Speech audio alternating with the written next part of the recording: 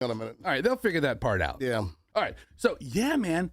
Listen, I didn't realize how far down the hallway the old studio was. It was like an extra 1, 2, 3, 4, 30 steps, 20 steps. And that's a lot. I mean, most of the time I'm rolling in here by the skin of my teeth anyway. Yeah. This is a big difference. We're right next to the hallway for the coffee area or vending machines. Oh, I thought it was the cafeteria. The cafeteria. So, Festa, let me just put this into perspective. Welcome, everybody, by the way. It's the MJ Morning Show. What is this, day 3 of the new studio? Yesterday I thought went pretty well. Yesterday was, fairly trouble-free. Overall, I'm remarkably happy. Yeah, so day 1, obviously, lots of growing pains and just lots of little issues and, debugging. That's the word, debugging the new studio. And, we had some of the bugs worked out by the end of the show. Yesterday was like 100% better. And, well, maybe not because we still have issues, but maybe 88% better. 88.7% better. Weeks before this thing is perfect. Yeah. Well, one of the issues is MJTV, the sync on our lips, like it would drift by like 2 or 3 seconds. Andrew, do we know if MJTV is synced up yet? If I look at the camera, is it like my lips are moving 3 seconds after I say something? Andrew? Andrew! Oh, he's missing. He's MIA. Here he is. Can you check? Can you check the lip sync real quick? Because man, I had to go through like 300 email complaints and direct messages last night. And I can't hear you, Andrew, because I can't listen to Exterior 2 or External 2 because it's got a crazy, funky sound. So I can't listen to that. So I'm not going to be able to hear you because there's no way in my headphones I can do the whole show in External 2. We should give Andrew note cards, and he could just write the answer and put it on the glass. Say it again? We should give him some note cards and like a Sharpie. Yeah, you're right. Are you talking to me or are you talking to Andrew? Or carrier pigeon. So... Yeah, carrier pigeon. Yesterday, I believe we spoke about this with Andrew, and he said there was a fix where he was dialing it back slowly. Yeah, but then the fix drifted. Yeah, we had fix drift. not to be confused with spin drift, which is that very tasty carbonated beverage that's very low calorie, but not with all kinds of junk and. Yeah, like what's the stuff where they'll never tell you what's actually in it or its essence? What is that of this stuff? Oh, LaCroix. Remember the whole LaCroix controversy? The sparkling water? Yeah, the sparkling water. There was a whole LaCroix controversy where they didn't tell you. Michelle, what was the story on LaCroix? It had something to do with the ingredients. They would only list it as like essence. Yeah, that's what I'm saying. Right? So they didn't tell you where the flavor, I think, was coming from. We didn't know whether it was the actual fruit juice because I think that's what they come in like lemon or berry flavors. I don't drink it, so I don't know. Right. So spin drift. How did I get to spin drift? Oh, because of the lip drift on the lip sync. So Andrew. I put the headphones back on. I'll tolerate the bad noise in my headphones. I'll tolerate this just so I can hear you for a moment. So, Andrew, what do the lips look like? Do the lips look good right now, Andrew? Yes, no, maybe? All right. Oh, it's pretty close. So the problem with the lip syncing on MJTV was that Andrew would get it synced, and then in a few minutes, it'd be like we were watching a bad, like, Japanese monster movie where the lip sync was way off and it would drift, and then he had to recalibrate. We can't do that he can't pay attention every couple of minutes and try to fix the lip syncing. Let me turn Andrew's mic on. Yes, Andrew. Okay, the comments are here. People are saying YouTube and sync here. Somebody else says much better, so they're recognizing that it's... All right, so it is much better, but what caused it to drift in the first place? That's the question. That's what I want to know. Yeah. Why is it drifting? Just make it sync and lock it in. just lock in that sound. How pissed off would you be if you turned on a Japanese movie and you see us? I mean, you're like the hero. I'm the monster. I'm stepping on the village. You're shooting at me in a tank. Like Godzilla. I pick up Michelle. Yeah. And it's like, this is the worst Japanese movie ever. Getting back to where we were at the opening of the show before Where were we? So we were talking about our studio is now closer to the front door of the radio station. Yes. So let me translate this. Fester is huffing and puffing less when he makes his way into the studio when he's running. Well, for you, on time is late. Yeah. Yeah. So you have less huffing and puffing to roll into the studio. So that's Fester's barometer. Can I get to the studio with the least amount of effort? So that's why Fester likes the new studio. It's not the fact that it's new and it looks nice and it finally looks like a professional broadcast studio of the modern day and not some dumpster fire from 2006 that wasn't maintained, and it just looked like we were broadcasting from a hellhole dumpster for all those years. So now we're in this gorgeous new studio, and the only thing Fester cares about, it's a closer walk from the lobby, so he's huffing and puffing less. Yeah. I mean, listen, I prioritize myself first, and I like the shorter walk. Yeah, I had a busy day yesterday. We'll get into this later, but just want to acknowledge early that I was at a Great American Teach-In, and it went very well. It went very well, but then Shorty Shane kind of opened up a can of worms, and I could see the teacher squirming. Oh, no. So I have a couple of questions about Shorty Shane, which we can get to if you want when we really get into the segment. Yeah. But my wife didn't understand at first why you invited Shorty Shane. And, well, maybe she understood why you invited him. Yeah. She didn't understand why Shorty Shane accepted. And then I put it like in a different way, and she's like, oh, I want to hear what your perspective is. Let me see if it aligns. Yes. So I brought Shorty Shane to the Great American Teach-In, and listen, it went very well. The teacher thanked me, but it was kind of funny that Shorty Shane brought something up, and it didn't even really cross my mind. And then once I could see the teacher say, I could see the teacher go, oh, oh, in the corner. Then I'm like, oh, okay, yeah. So yeah, I'll tell the story later on. How did your teach-in go? Because you went to one of your kids' schools, right? Yeah, I went to Hudson School, a bunch of third graders. We went to Ms. Bowling and Ms. Hall's class, and they combined the classes. So it was like 45 kids in the room, and we had the best time ever. Because before me was some lame fireman. And then after me was a woman telling them how to brush your teeth. And then I walk in, Mr. Johnny Goodtime, and we talked a little bit about the technical stuff of radio. Get out of here. And then we literally had... The kids love firemen. They want to hear all the fireman stories, right? The fireman was like, okay, kids, don't smoke and go to bed. But whatever he did, I don't know.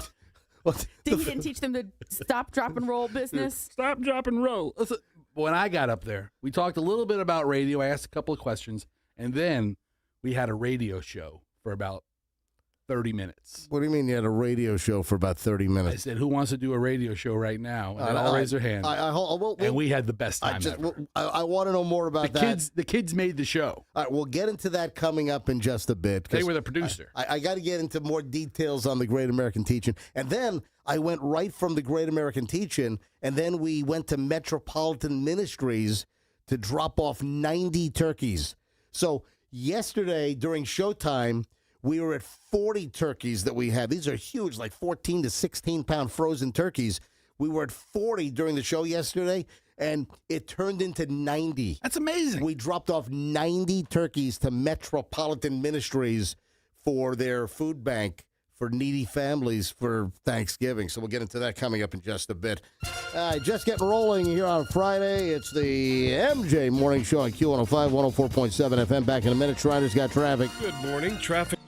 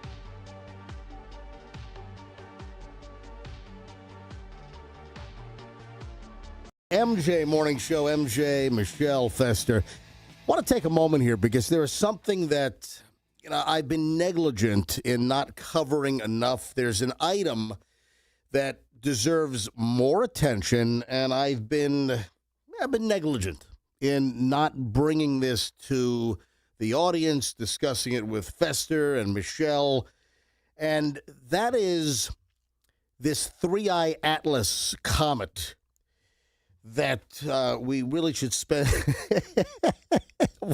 I'm watching Fester seethe over there. I'm kidding around. I don't have a 3-Eye Atlas comet story today. And yet we bring it up again. Exactly. Again. Why did It's like you bring the it up? third day in a row, and Because like it's funny. Like he's positioning it like it's funny, but it's okay. The last thing I think I'm worried about is actually something hitting the earth. I actually pray for something to hit the earth. Now you're talking about it more. Yeah, I mean, I was just making a quick little hit and run joke. Well, let me tell you about the debunked Harvard professor. Why does Harvard even acknowledge this guy? Oh. Well, because anyone that puts any stock and credence into this Now you're biting. All right. Hey, Andrew, is the lip sync still synced? Can you check? Folks, I'm relying on you. You've got to let us know immediately. You know what? You need to text Fester. The minute you detect that the lip sync is off on MJTV, if you watch our live video feed. No, don't say that because I'll block you. Because don't threaten to block people. You need to DM MJ. He's the boss of the show. He runs the ship. The buck stops with him. So if something's the matter, let him know. DM him. It's more immediate, though, because I'm more focused on the program, and I can't see it. I'll throw my phone in a lake. Here's why. Because our listeners are so helpful and have such a kind heart. Like, the reason why I don't call 911 when I come up on an accident, right? Because everybody else is doing it. Mm-hmm. So if you think you're giving me breaking news about the broadcast, hey, the lip sync or the lip is off on YouTube. So is 500 other people. So just sit down, people. Sit down. Lose my number in that front. But, yeah. Just like me not calling 911. You come up, car's flipped over, people are screaming, there's a fire, no cops are there. Or you ever come up on an accident like that where there's no emergency services yet? Yeah. I don't call 911. Did I post it? I came up on one on the Gandy Bridge. Yeah. Like 2 months ago. I was on the Gandy, and it had just rained. I don't remember that one. That post, I mean, Facebook. No. Instagram post. I don't think I posted it. Yeah. But I came across it. Yes, Andrew. Hang on a minute. Did he post it? Andrew's telling me to do. Yes, Andrew. Hold on, I can't hear you, Andrew. Now you're not. You're not coming out in my headphones. I did switch over to external too, but you're not. There's no talk back in my. Okay. You were on the air. I didn't know that your pot wasn't up. All right. So what were you saying, Andrew? I was saying to bring the sheet down because you were covering up the camera. Oh, Andrew, you can't worry about that. Don't distract me. You can't worry about that. Don't worry about that. It's a live show. Yeah. Papers are going to fly where they fly. That's yes, Andrew. If MJ's blocking the camera, change the camera. You're too low on the air. Can you turn your mic up, please? If you keep the sheet up over the camera, it won't matter. I don't care about it. Won't matter if it's in sync. If I do this. Oh, you're telling him to do it. If I hold up, it's kind of like on the sidelines of NFL games where the coaches don't want to have their lips read, so they hold their clipboard or their play sheet up to their mouth when they're talking into their headphones. That's why they do it. Well, it also blocks a lot of crowd noise into their micro. It makes them talk right into it. No, they don't want their lips being read by people with binoculars and then relaying it to the opposing team. Coach Bowles should hire me to be like the defensive coordinator because I can be a ventriloquist. So where the hell was I? Cover 2. Oh, the Gandy Bridge. The accident. Coming up on an accident as soon as it happens before emergency services get there. It must have happened a couple of minutes early. So I was on the Gandy Bridge like 2 months ago, and it had just downpoured. And when I got to this spot on the Gandy, this is still on the St. Pete side before you get midway across Tampa Bay, and there was just heavy rain. And 2 cars, I don't know whether it was a hydroplaning situation, 2 cars got tangled up, and they were all smashed up. And, the traffic then was all jammed up. Right. And people were sort of getting by. And then right behind me, here comes St. Pete Fire and Rescue onto the Gandy Bridge. So I was there for like a minute or two before the fire engines, and I had to get out of the way to allow the fire engines, and I just got onto the shoulder and then drove around. And so I wasn't stuck behind the fire engines. I just got the hell out of there and then drove around, and I was done. And I had to move anyway because of the emergency vehicles to let them have access to the accident. But somebody already called 911. Mm-hmm. Oh, yeah. That's like I came up on a guy who put his motorcycle down, and he's like in the street in the fetal position, right? And I just zoomed around the guy, and Hudson's like, "Is he okay?" And I'm like, "Oh, he's just taking a nap." And we left. I had nothing to do with the accident. I wasn't involved with it, but I was there like 15 seconds after that. Uh-huh. The wheel was still spinning on the motorcycle. Yep. And I'm like, why am I going to call 911 when 15 other people are calling 911? Right. Just like people not having to message me if the sync is off on YouTube TV. Michelle, did I mention to you about the whole text chain I was having with my high school friends last night about somebody that we knew growing up that's now in big trouble and now making national news? Did I not mention this to you? Oh, because you fell asleep for a little bit. And all right. So this is bizarre. Did you go to high school? Are you mocking me? No. Did you go to high school with somebody on like the Epstein list? No. Oh, okay. This has nothing to do with the Epstein list. I'm watching names drop that I've never heard of before. This has nothing to do with. Listen to this. Headline. This is out of Virginia Beach, and my God. So we've got a friend group from junior high, and then we all went on to high school together. Well, most of us went on to high school. There was a little bit of a split. So we all went to the same junior high school, and then most of us went to Cox High School, but a few of our group went to Bayside High School, because of geography and where we live. Oh. But listen, we all remained, great friends. So listen to this.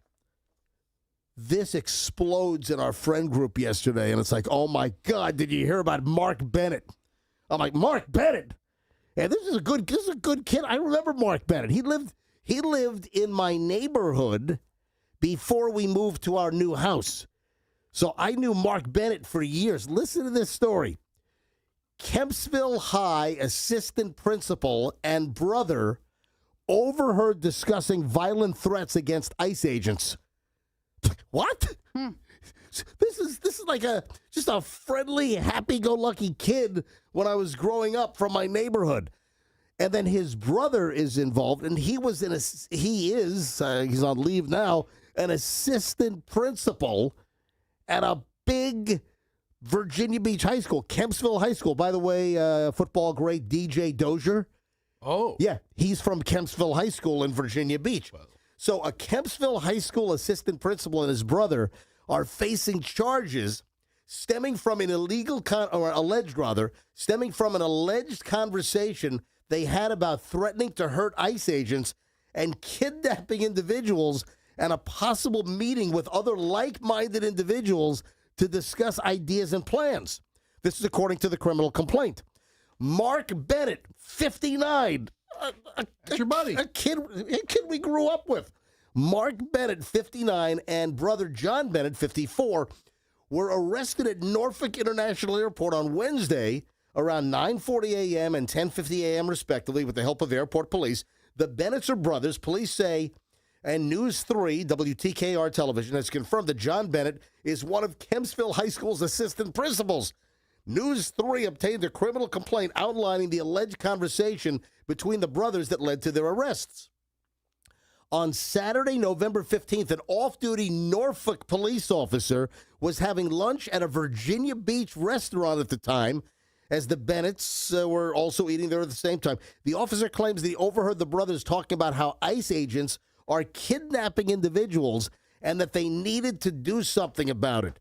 During the conversation, Mark Bennett allegedly told his brother he was going to fly to Las Vegas to meet with like-minded people and return with enforcement ideas and plans. He also said that he recently bought an assault rifle, the complaint states, because it utilizes the explosive rounds that are needed to penetrate the vests. John Bennett said he was waiting to, quote, go hunting, as alleged in the complaint, and expressed interest in going with his brother to Las Vegas. The complaint states that Mark Bennett bought a ticket to fly to Vegas on Wednesday, November 19th, 2 days ago. the day that he and his brother were arrested at Norfolk International Airport. Both men are charged with one count of conspiracy to commit malicious wounding. All right. So That's a serious charge, right? Yeah, of course it is. But were they just... There's nobody more pro-law enforcement than I am. I'm not going to get into the ICE debate and what's going on because that's a rabbit hole, and that's not what we do on this show, okay? But, if they're serious, if they were conspiring and they were going to meet, like, other wackos in Vegas to then potentially shoot law enforcement and ICE agents, I've got a big problem. But is this thing out of context? Was it misconstrued? Were they just having a protected speech conversation? Were they just joshing? Were they just I don't know. I do not know. I don't think you're joshing if you go and buy an AR rifle. Yeah. But he bought the gun with the plan. Right. But do we know that was really part of? Is this out of context? That's the question. I don't know. And look, I haven't seen this kid since high school. That's how assassins get through the net. I get it. Listen. I'm just asking the question because there are stories where somebody's overheard and it just turns out to be a big misunderstanding. They're talking. They're hypothesizing. I'm just trying to figure out whether this was really some kind of conspiratorial plot to take out ICE agents. But the reason why I'm doing this story is it's a freaking kid from my neighborhood that I grew up with, this Mark Bennett and his younger brother. Yeah, he's passionate about his views. So I'm looking at their mug shots, and I tell you what, Mark Bennett looks the same, just, old, 40 years older, 45 years older. But that's Mark Bennett. So, I mean, how bizarre is this? And then it's making the national news. I saw it on one of the network news sites last night. The New York Post had the story. You're lucky he didn't bring you up. I mean, you went to school with him. Like, he could just start dropping random names. I would have been rounded up. Dude, you're lucky he didn't call you up. Yeah. Hey, Todd, Mark Bennett, listen, we're trying to start a Florida chapter. Shut up. I know you know a person or two around there. Maybe you could be very valuable to the cause. Shut up, Fest. Don't even insinuate Hey, Mark Bennett. that. Hey, remember that time you and I were playing in your dad's basement? Yeah. Anyway, all I'm saying is that there have been stories and cases in the past where the legal aspect fell apart because it was shown that, listen, they were talking, they were overheard by this Norfolk police officer in a Virginia Beach restaurant. Well, first of all, why would you be talking about this in public? If you were conspiring, you don't talk about this in a restaurant. That's number one. Number two, I just know that there have been cases over the years where something similar has happened, and then once they unwind everything, there was nothing that was operational. They're just talking. They're having a political discussion. They're aggravated. They're upset about something. And, does it ultimately rise to the level of a crime? That's what's going to be determined. And listen, let the judicial chips fall where they may. But the reason why I'm doing the story is, what the hell? Little Mark Bennett from the neighborhood has just been busted and is making the national news with his brother, an assistant principal at an old school Virginia Beach major high school. Did you see him at the reunion you went to? No, because he went to Bayside High. Okay, all right. So Mark Bennett, he was with all of us at Independence Junior High School. Then at high school, some of us split to two different high schools. Okay, all right. But I still saw him all the time, even in high school. We had all kinds of parties that we went to and just things where a bunch of us we run into each other. So I used to see him all the time. Even when we went to different high schools, I still saw the kid all the time. So you saw him all the time. I saw him all the time. Did I say I saw? Hey. And you know what? You know what he's really concerned with? 3-Eye Atlas.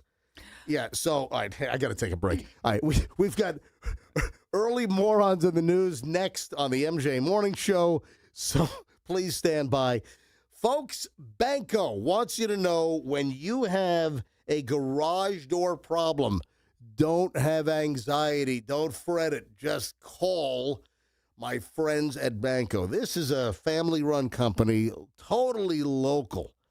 Banco Doors. Banco garage doors, they've been around since the 80s. It's over they've been around since I was hanging around with Mark Bennett in junior high school. Seriously, Banco has been around for over 40 years, folks. Any garage door problem, you want to call Banco. And why is it important that they're locally based? Well, you have some of these garage door companies out there, as a lot of these service companies have been purchased by like private equity, and they're not really run by, local management.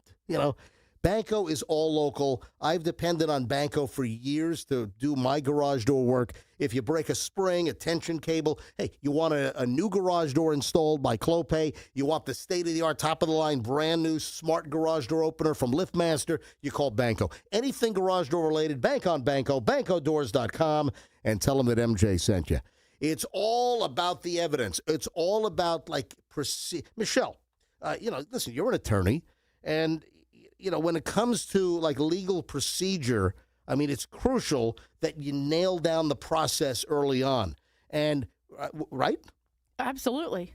So when it comes to an accident, and when I talk about the evidence that, when you hire the Kemp Law Group, if you've been in an accident or a slip and fall, you've got to start preserving that evidence because stuff can spoil. It's called spoilage when you lose evidence.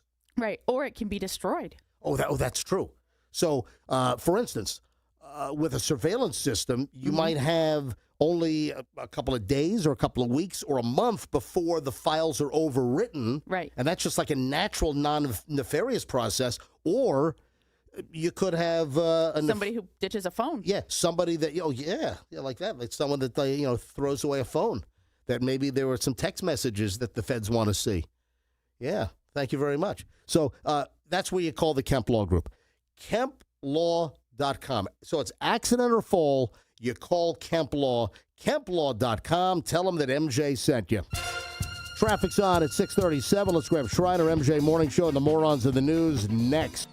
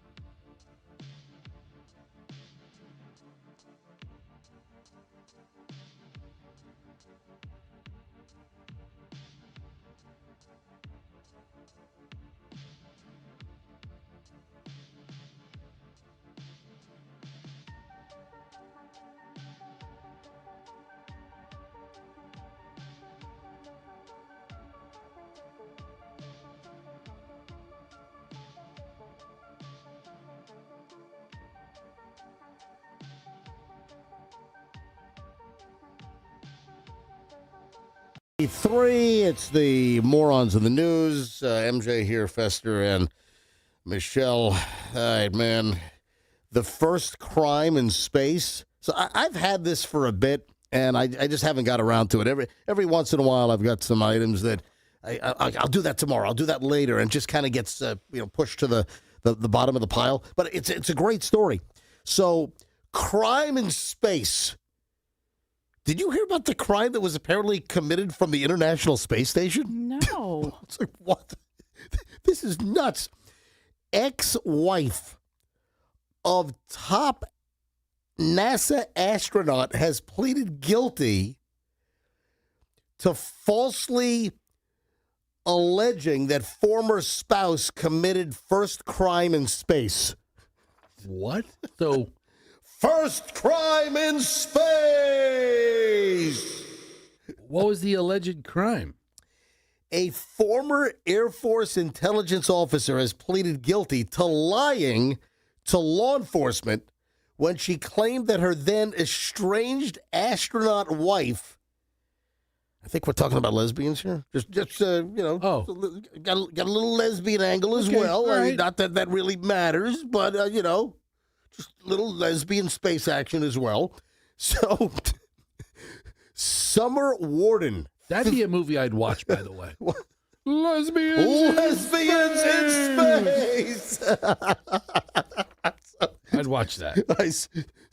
Summer Warden, 50 years old, faces up to 5 years in prison. Wow. And a $250,000 maximum fine for falsely alleging top NASA astronaut and then spouse Anna McClain accessed Warden's bank account from the International Space Station.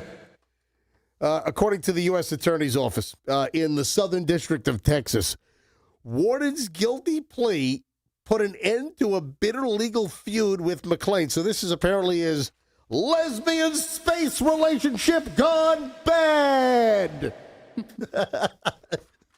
You find this funny, Michelle? Well, yeah, your version of it. The actual making a false claim is off. Hey, listen, it's my job to add additional humor to certain. You're doing a good job this morning. Well, thank you very much. I'm looking for your affirmation. All right. So for the last 31 years, and I get it very seldomly. All right, so Warden alleged that McClain had guessed the password and illegally accessed her bank account in January 2019 while they were still married, and McClain was deployed on a 6-month mission on the International Space Station. The false claims sparked an investigation by the Federal Trade Commission, NASA's Inspector General, blah, blah, blah. And originally they thought this might have been the first, crime committed from space. But the lesbian other half was erroneously blaming the wife astronaut up in the International Space Station. And this goes back to 2019. And now the wife on the ground, she's being charged with a false report.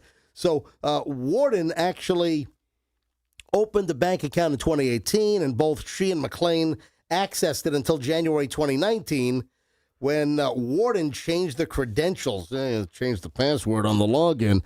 Investigators then uncovered proof that Warden had granted her spouse access to her bank account, including her login credentials.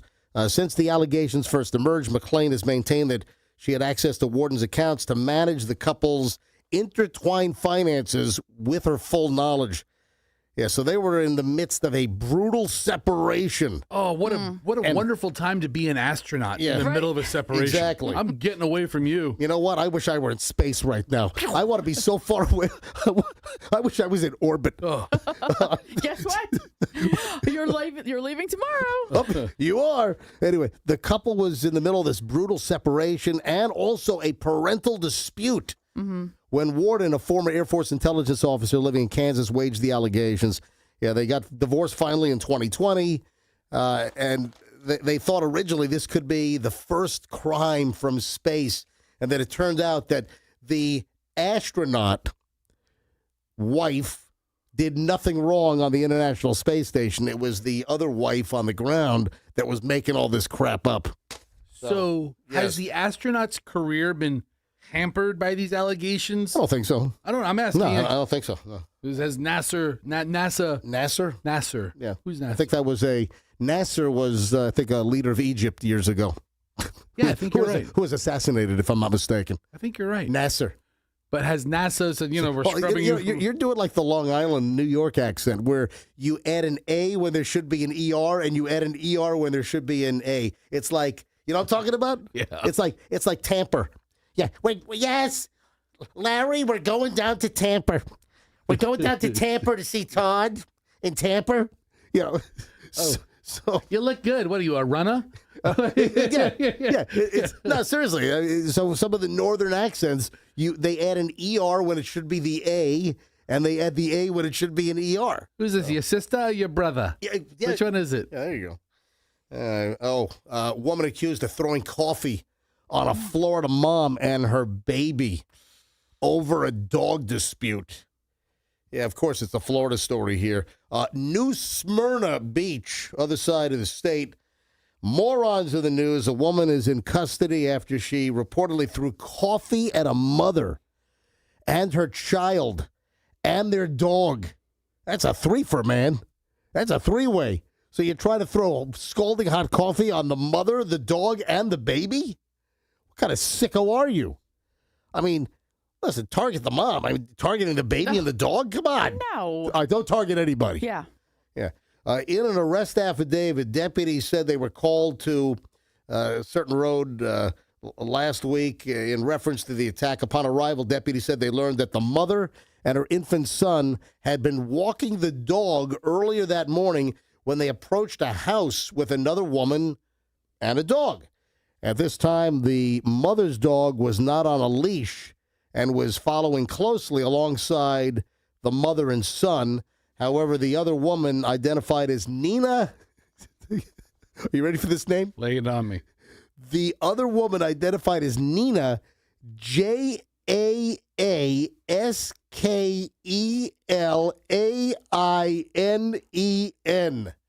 Is that Jaskleinen? I think so. Jaskleinen.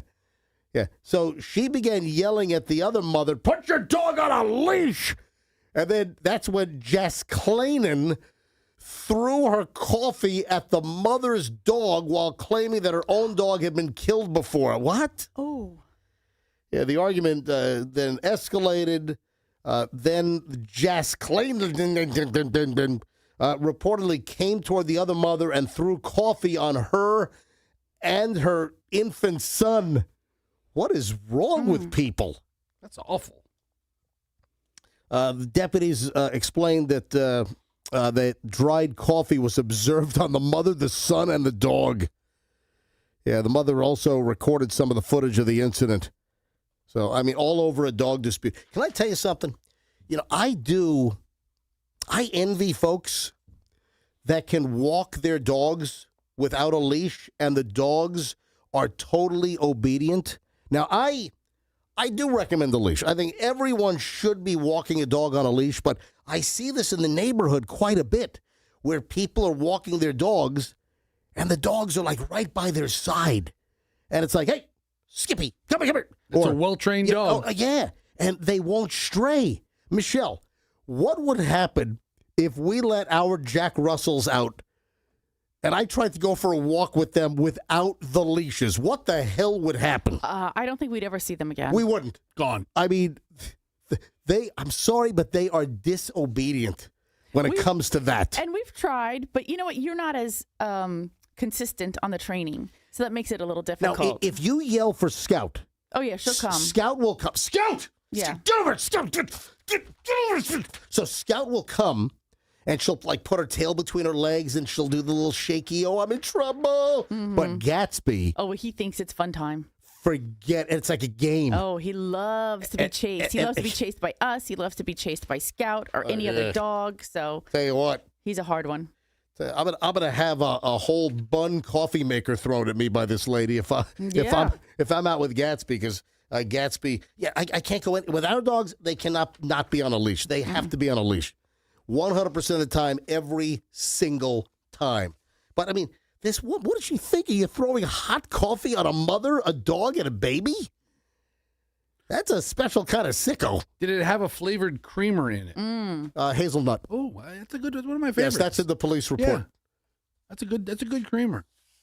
I don't know if it was the holiday chai or Pumpkin spice. oh, there we go. Pumpkin spice. It's pumpkin spice season.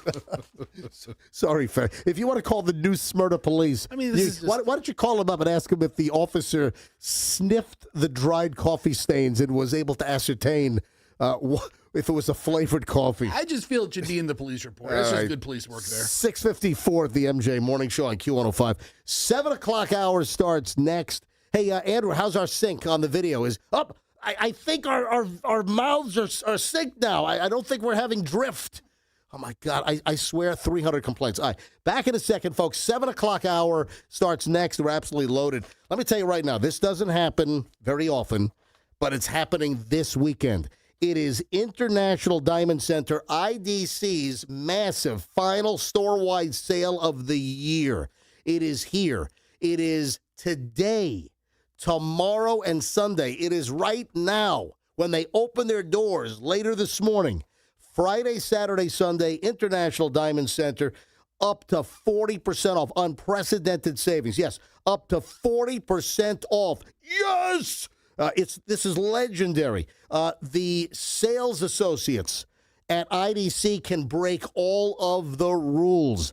The holidays are coming upon us, folks. Get that holiday gift. What about an engagement ring? This is it, folks. Save up to 40% or get 3 years, 0 interest financing. We're talking diamond stud earrings, hoop earrings, eternity bands, pendants, bracelets, necklaces, ready-to-wear engagement rings. IDC is stocked to the gills.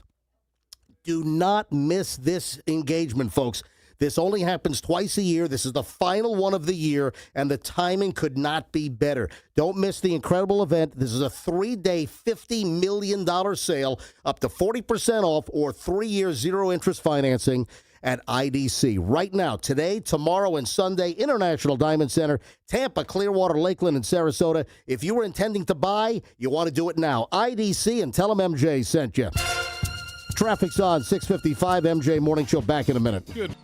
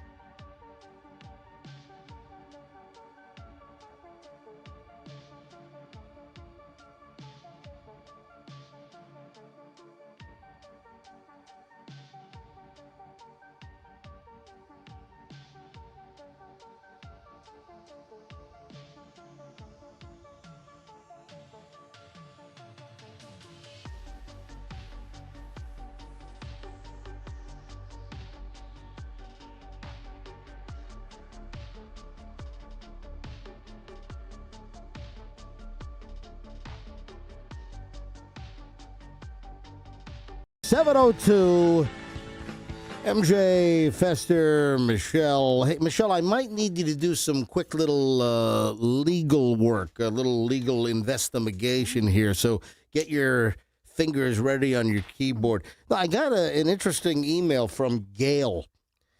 And Gail took a picture. This is Gail Clanton. Gail, thank you so much for listening to the MJ Morning Show. And thank you for taking that extra step, Gail, of being, engaged enough to actually take a picture, send it to me with an email explanation. So Gail sends this to me. Hi, MJ. I'm in the middle of rush hour traffic, and I come up on this. I'm thinking, some lucky granddaughter is getting a dollhouse with a tree house.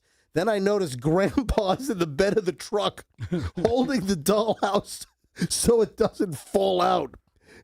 First, this is the middle of rush hour traffic, which is crazy. And, hey, what are you thinking? Is this illegal to ride in the back of a pickup truck? I would never attempt this. So, did they ever enact that law that, and we tried to do something years ago. Mm-hmm. So this is going to bring back, some old memories for us, which are a little disturbing and upsetting. But, there certainly was a disparity that, you can get a ticket for not being buckled up in your car, but you can ride in the back of a pickup truck. Now, if I'm not mistaken, I don't think it's illegal. I want to say that under the age of, was it 16? Michelle, can 18. Is it 18? I think it's 18. All right. So look this up. In the state of Florida, what age do you have to be to ride in the back of a pickup truck? First of all, ridiculously dangerous. But then again, we have contradictions in life, which I want to get to in just a second. So Gail sends me this picture, and I'll show you the picture. I can show this to MJ TV here. It's in black and white. It's not in color. Yeah. Because I'm not about to print up my stack of show prep, which is like 4 inches thick every single day, with a color printer. You know what that would cost in toner, man? What do you think? Holy crap. All right. So somebody has rented one of those Home Depot, like, flatbed. It's not like the regular pickup truck. Yeah, it's like a flatbed truck where you can ramp things up on it. Exactly. So I had to rent one once. So they've rented one of those Home Depot rental trucks. And $29 an hour. No, it's $19. $19. I knew it was a 9. I knew it was a 9. For the first 75 minutes. I'm reading the sticker on the back of the truck, Fester. But you had better return that full of gas. It says rent me starting at $19 for the first 75 minutes. The Home Depot. That's where doers get things done. That's what they say. At the Home Depot, So, you can rent this truck and have Grandpa ride in the back. And if they're T-boned at an intersection, Grandpa's going to go flying and his head is going to be smashed in like a melon at the Home Depot. So Gail's disturbed, Michelle. Mm-hmm. Gail is very, very upset that she's in rush hour traffic, and here's a flatbed Home Depot rental truck, and there's like this huge dollhouse, playhouse. This is like a really cool backyard toy setup for a kid. Sure. And apparently Grandpa is delivering this to the granddaughter, but Well, Grandpa doesn't want this thing all rolling around in the back, so they've got 79-year-old Grandpa, or whatever, 75. I can't see how old the guy is, but it's an older dude, and he's just in the back holding this thing, and Gail wants to know, is that illegal? I'm applauding the dedication of the grandparents. I mean, really, that is just, how can grandparents just think of doing that? Can you imagine? Give me a current little 6-year-old girl's name, like Olivia. Olivia. What are you going to say? Sally. Sally. Sally. Yeah, was it 1960? So Olivia. Mm-hmm. Olivia, enjoy your play set because your grandfather was thrown from a vehicle while trying to deliver this. And that's why we had to go to his funeral last week. That's right. Stop. Yeah, your grandfather died so you could have this little playhouse in the backyard. No. And then like Olivia turns like 8 and she stops playing with it. And it's like, your grandfather died for that play area. Olivia's in 11th grade. You get your ass out there. Your grandfather died for that You playhouse. play in the Grandpa Memorial Play. The Grandpa Memorial Playhouse. So Yes. if it's completely built, Mm-hmm. they must have bought the floor model. I don't know. Right? Oh, you're Because that stuff right. comes in boxes. Yeah, Right. wasn't there a place like off a gun highway that I've run into where they had like a whole like Playground's already set up. yeah, I thought I saw like some place up near like Ehrlich or somewhere up in that area where Yeah, they're there was some around. company that sold all those really elaborate playhouses and swing sets and backyard entertainment for kids. What they do is they sell off of the display and then they give it to you in boxes and you got to buy the labor. And So- those things are expensive, They're too. not- Oh, not- they're not cheap. So, Gail, I completely understand your concern for Grandpa riding in the back of the Home Depot rental truck with clearly the granddaughter's soon-to-be delivered playhouse. But back to the contradiction here. I don't think it's illegal. Adults can, and I'll see like lawn crews. And I'm like, what are they doing? yeah. I'll see them riding like on the Leroy Selman at 65 miles an hour, and you got 3 guys from a lawn crew riding in the back of a pickup truck. I'm like, what are you guys doing? Are they over 18? Yes. Legal? Yeah. Yeah, I mean, Legal? it's really only awful if you flip. All right. Right? So, I mean, otherwise, you just ride in the back of a truck. come on. That is The wind so. in your hair, Yeah. it's blowing in the breeze, you're having a good time. But here's the contradiction. This is where, sometimes life just doesn't make sense. That you could have a guy or 2 or 3 riding in the back of a pickup truck on freaking I-75. That's okay, just unrestrained in the back of a pickup truck. But if you put them inside the pickup truck, if you're in the front seat and you don't have your seatbelt on, oh, that's a violation. That's like a total contradiction. Doesn't make sense. And, also, motorcycles, obviously, but, I mean, I think there are certain laws built for the greater good. right. Yeah. But this goes back to, oh, God, Michelle, remember this tore us up. You know what? Chloe just was discussing a case exactly like this in our I saw the class, family. and she asked, well, I saw, didn't we know somebody that Yeah. this happened with? Yeah, I saw the family group text, and you were communicating with. Well, go ahead and tell the story. Just that a young man that we know that lived next door to us actually was riding in the back of a pickup truck, literally half a mile from his home. It was to Dale go- Mabry and Euclid. Right, and It was so is the McDonald's. Is that right? Is it El Yep. Prado or Euclid? It might have been. So it was either Euclid or El Prado. MJ looks at me like Yeah. I know where every McDonald's is located. Don't which you know? Which I do. Yes. Yes. You were right the first time. Right. Yeah. It's Euclid. But Bueller. Right. Their last name was Bueller. And so he was yeah. his sister said, "Hey, jump in the back. We're just going to run up to McDonald's to grab, a snack." And so he jumped in the back of the pickup truck, and it was actually somebody was speeding and ran the red light Yeah. that hit them. Yes. And he This passed is- away as a result of This his is like 1997, 1998. right. What was his first name? Joseph. Was it Joseph? Mm-hmm. He was like, what, 15 years old, 14, 15 years old? Mm-hmm. And the older sister had a friend that was driving the pickup truck. They were high school. Julie.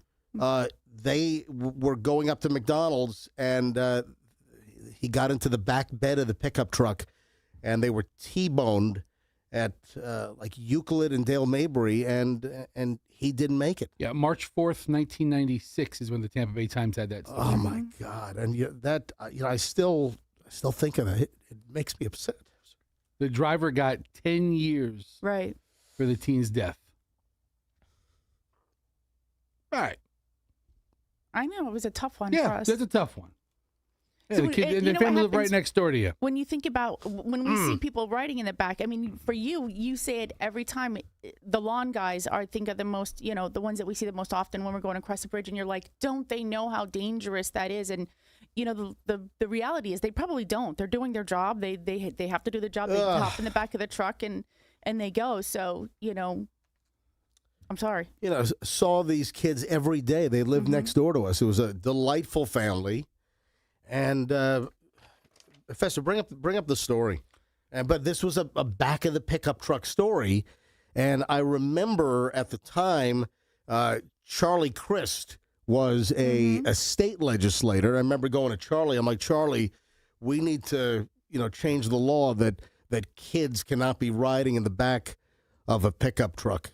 But it was, what did you say? What year was it? 1990? Was it 96? 96, according to the Tampa Bay Times story. Wow. Yeah. I mean, I'm getting choked up on the thing. I know. I saw these kids. They were nice kids, brother and sister, and the family was torn apart. So I don't want to see anyone riding in the back of a freaking pickup truck. But apparently in Florida, under the age of 18, it's illegal. Over the age of 18, I guess you can ride in the back of a pickup truck. It depends on the roads, by the way. I mean, if there's like a lot of potholes or something. No, it depends on the access. So like on the highway, no, but on around the town, yes. Okay. Hold on, what? So you can't ride on the interstate down the back of a truck? If you're under 18. Okay, good, because It's called a limited access highway, right? So it means highways that have exits and entrances. They don't want you riding in the back of the pickup truck if you're under 18. Well, what if you're on Dale Mabry in Euclid where this accident happened years ago? I don't think that qualifies as a limited access highway. that's fine. All right. Okay. Don't ride in the back of trucks if you can help it. Yeah, so Gail, thanks for your email, and hopefully Grandpa holding the dollhouse in the back of the Home Depot rental truck. I gotta say, hopefully he arrived alive. I don't know how I want to feel about this segment. Am I laughing at the grandpa? Am I not laughing? Am I crying over the kid? I know. I don't know, man. This is all over the place. And then I was saving the best for the best for last. I could use a laugh. What do you got? Grandpa's toupee flew off and landed on Gail's windshield. Oh, no. And then she just hit the wipers and just right onto the side of the road. No, I'm kidding. I just made that up.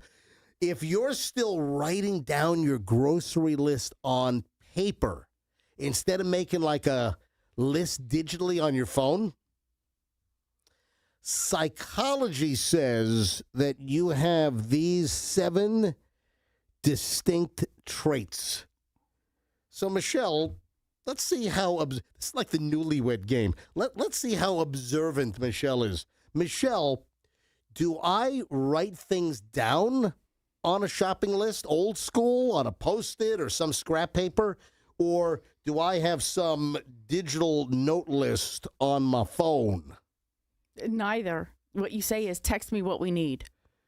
No, when I'm making my list, I haven't seen you make a list in a long time. But when you, this is the classic story I tell you. The one time that I saw you actually make a list. I'm holding this up to MJTV. Oh. I have a list right here. Look at that. I've got to post it. For what? Michelle, What is the list for? Well, what's on it? It was an old shopping list. Not just crap I needed. Michelle, I write. Why do I have to text you then if you're making a list? No. You're misinterpreting this. Oh. First of all, Michelle doesn't want to shop. Michelle does not want to walk into a supermarket. I'm the gopher do boy, right? I'm the one that's sent. I do, the bulk of the shopping because Michelle doesn't want to. So I make an actual written list. I've always done this. I don't do a digital checklist and notes on my phone. You hate that. Right, so when I make a list, I go old school and I write it out, handwritten. When you give me my gopher do boy list, you text me what you want at Walmart. I want this. I want that. I don't say it like that. You ask me what I want, and I go avocados, bananas, bread. But you send that to me in text. I'm I talking. text you the same thing every time. Avocados, banana. Sometimes I'll add whiteout and Purcell. All right, but Who uses whiteout? no, not White Bright. Yeah, It's the stuff you put in the laundry. I thought it's I like think it's called, whiteout, like the old typewriter paint used to use. Yeah, 'cause whiteout. I might be using that too. Michelle has an old IBM Selectric. I do have an old brother typewriter. Michelle's doing everything. Word processors, Microsoft Word. Michelle's typing everything out. She needs whiteout. And she's also sniffing it. Yeah, the whiteout industry really has suffered during this. What did you say, Michelle? That's what I just said to Fester. I do get the whiteout. So listen, let me what are finish. the 7 traits? All right. So, and I want to see if you agree or disagree, Michelle. So if you're still writing out the grocery list on a piece of paper versus making a digital list on your phone, psychology says that you have these 7 distinct traits. Number 1, you process information more deeply than most people. No. Okay. What am I, a superficial clod? I mean, Yes. you're closer to the clod than somebody who really cares about other people. Number 2, you enjoy simple tactile pleasures. No. People who write things out by hand often find comfort in the tactile world. You like the feel of a pen, the sound of paper, the satisfaction of physically crossing something off a list.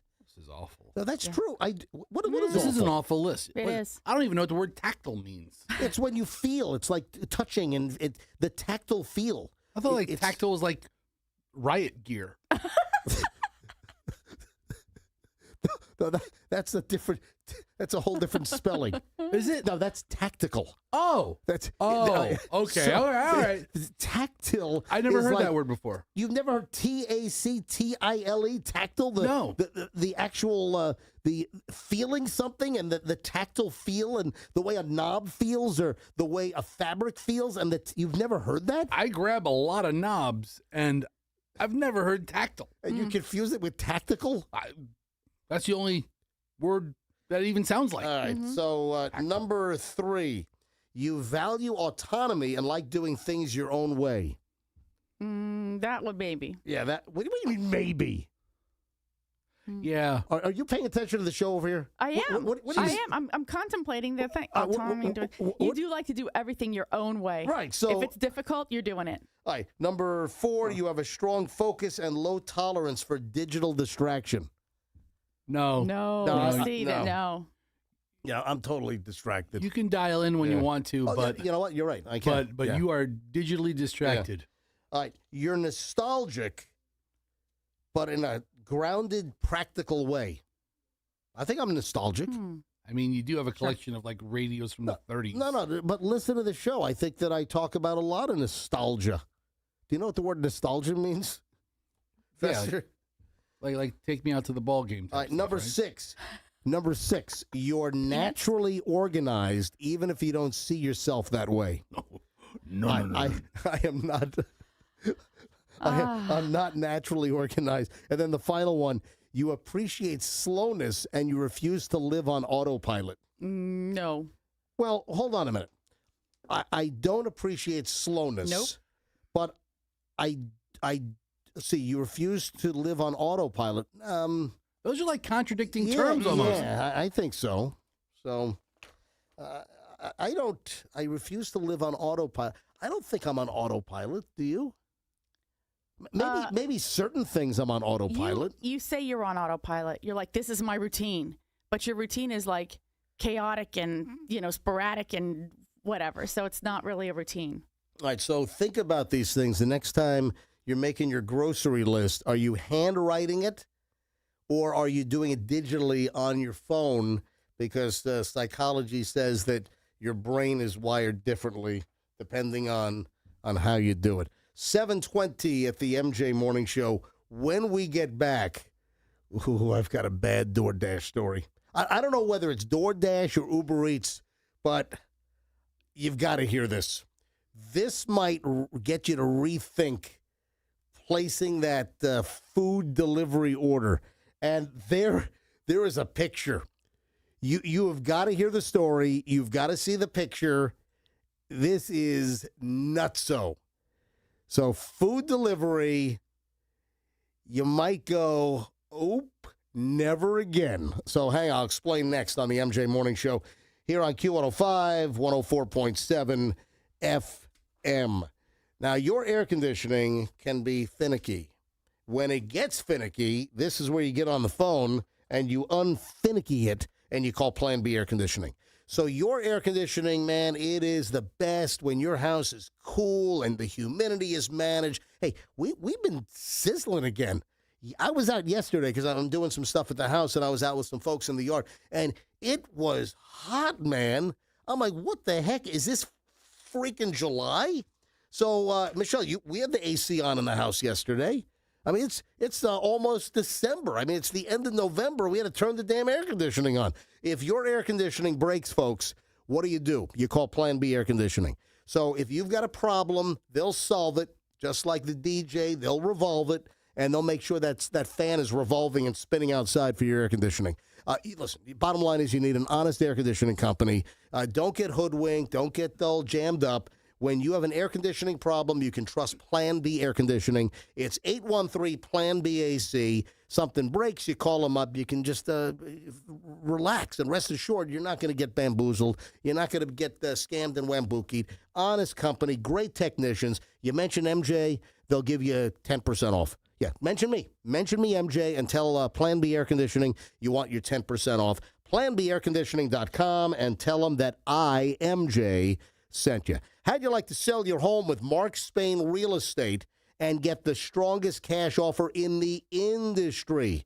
You'll save time. You're going to make the most money. You're going to eliminate the hassle. MJ here, obviously, and I'm recommending Mark Spain Real Estate to you. You can trust them that they'll sell your home hassle-free with a strong all-cash offer. In fact, Mark Spain Real Estate has been helping homeowners sell their homes for nearly 30 years, and they've already served over 72,000 satisfied customers. Mark Spain Real Estate exceeded our expectations by helping us achieve significantly over our asking price. We received a much higher offer than we anticipated. We cannot recommend Mark Spain Real Estate enough. That's from Ryan. So when it comes to selling your home, folks, get impressed on how they'll make home selling so easy. Go to markspain.com. Get a guaranteed offer on your home today. That's markspain.com and start packing. Traffic's on at 7:23. MJ Morning Show with a crazy DoorDash story next.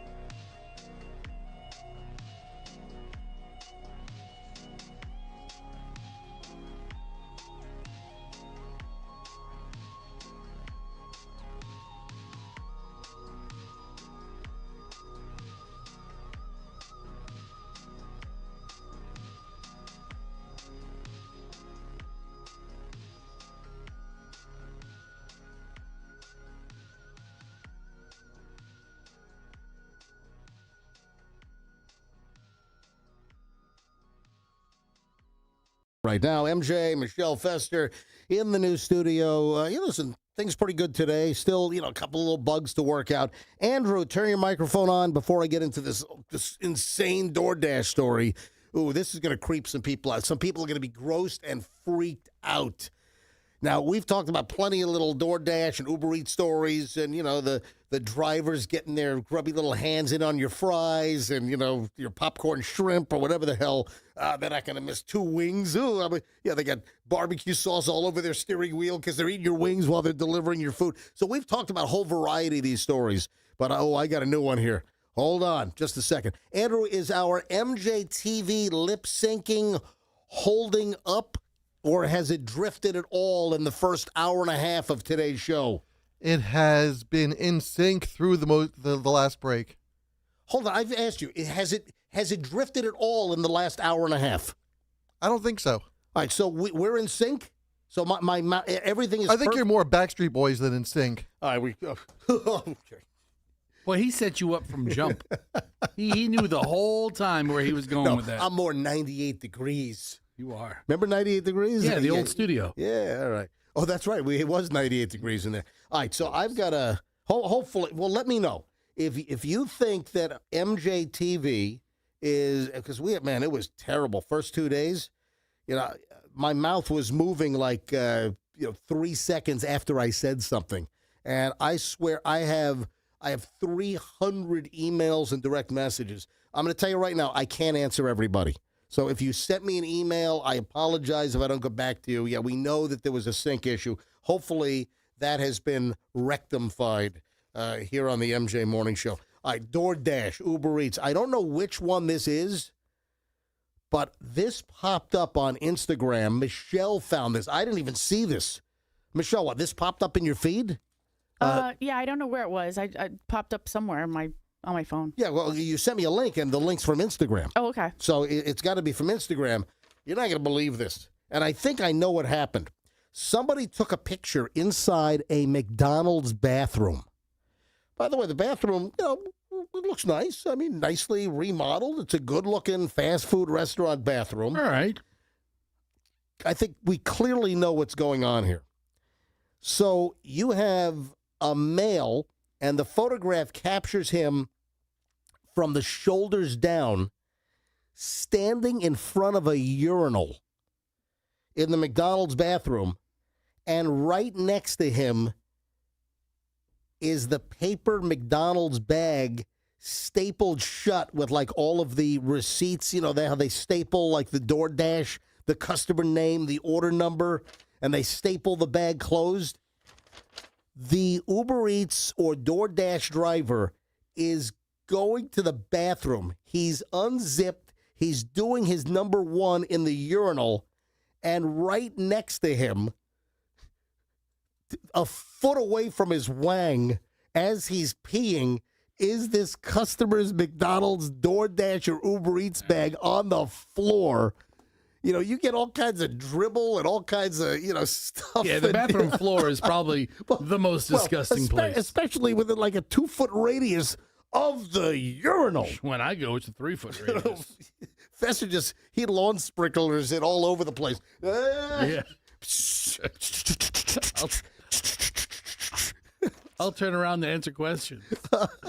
Yeah, it's pretty gross. Oh, my God. Michelle, I'm looking at your face. You look you're disgusted. I was disgusted because I'm just thinking that bag is going to go, to the recipient, and they're going to place it where? On the table or on the counter. That's just gross. Their bag probably has pee stains and who the hell knows what else on the bottom of their McDonald's delivery bag. And listen, McDonald's they're an innocent victim here. Oh, absolutely. Yeah, this is not a McDonald's issue. This is a delivery driver that went, but this also brings up the fact, get off your ass and go to the McDonald's, a half mile down the road.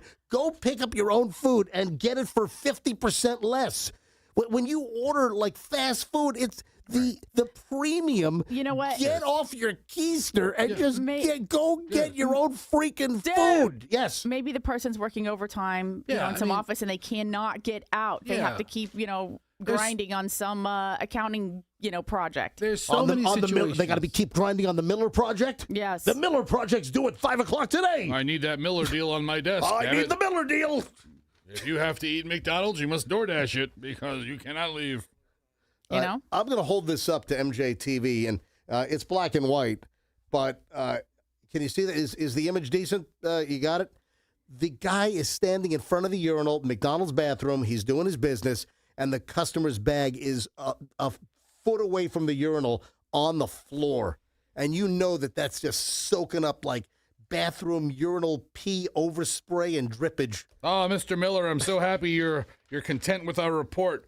I want you to know our guys ate French fries covered in urine. We didn't leave the office. Can you imagine? This delivery driver's wang was 2 feet away from their bag while he's doing his number one. We stayed here day and night. We ate a Big Mac with a soaked bun, if you know what I mean.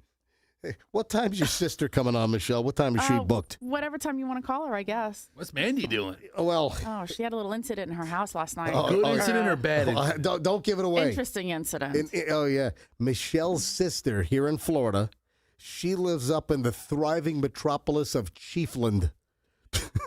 It sounds like a town that a prison should be in. It does. Doesn't Really, it though? really I Chiefland. know. Yeah. Is there a prison in Chiefland? Sounds like the kind of town that'll get canceled. Oh, we can't call it Chiefland anymore. No, it's. Do they? They used to sit Indian style up in Chiefland, but no. Now they're all crisscross applesauce up Isn't there. it like a rural, oh yeah, seacoast town or near the water town? Yep. Like near the bend? yeah.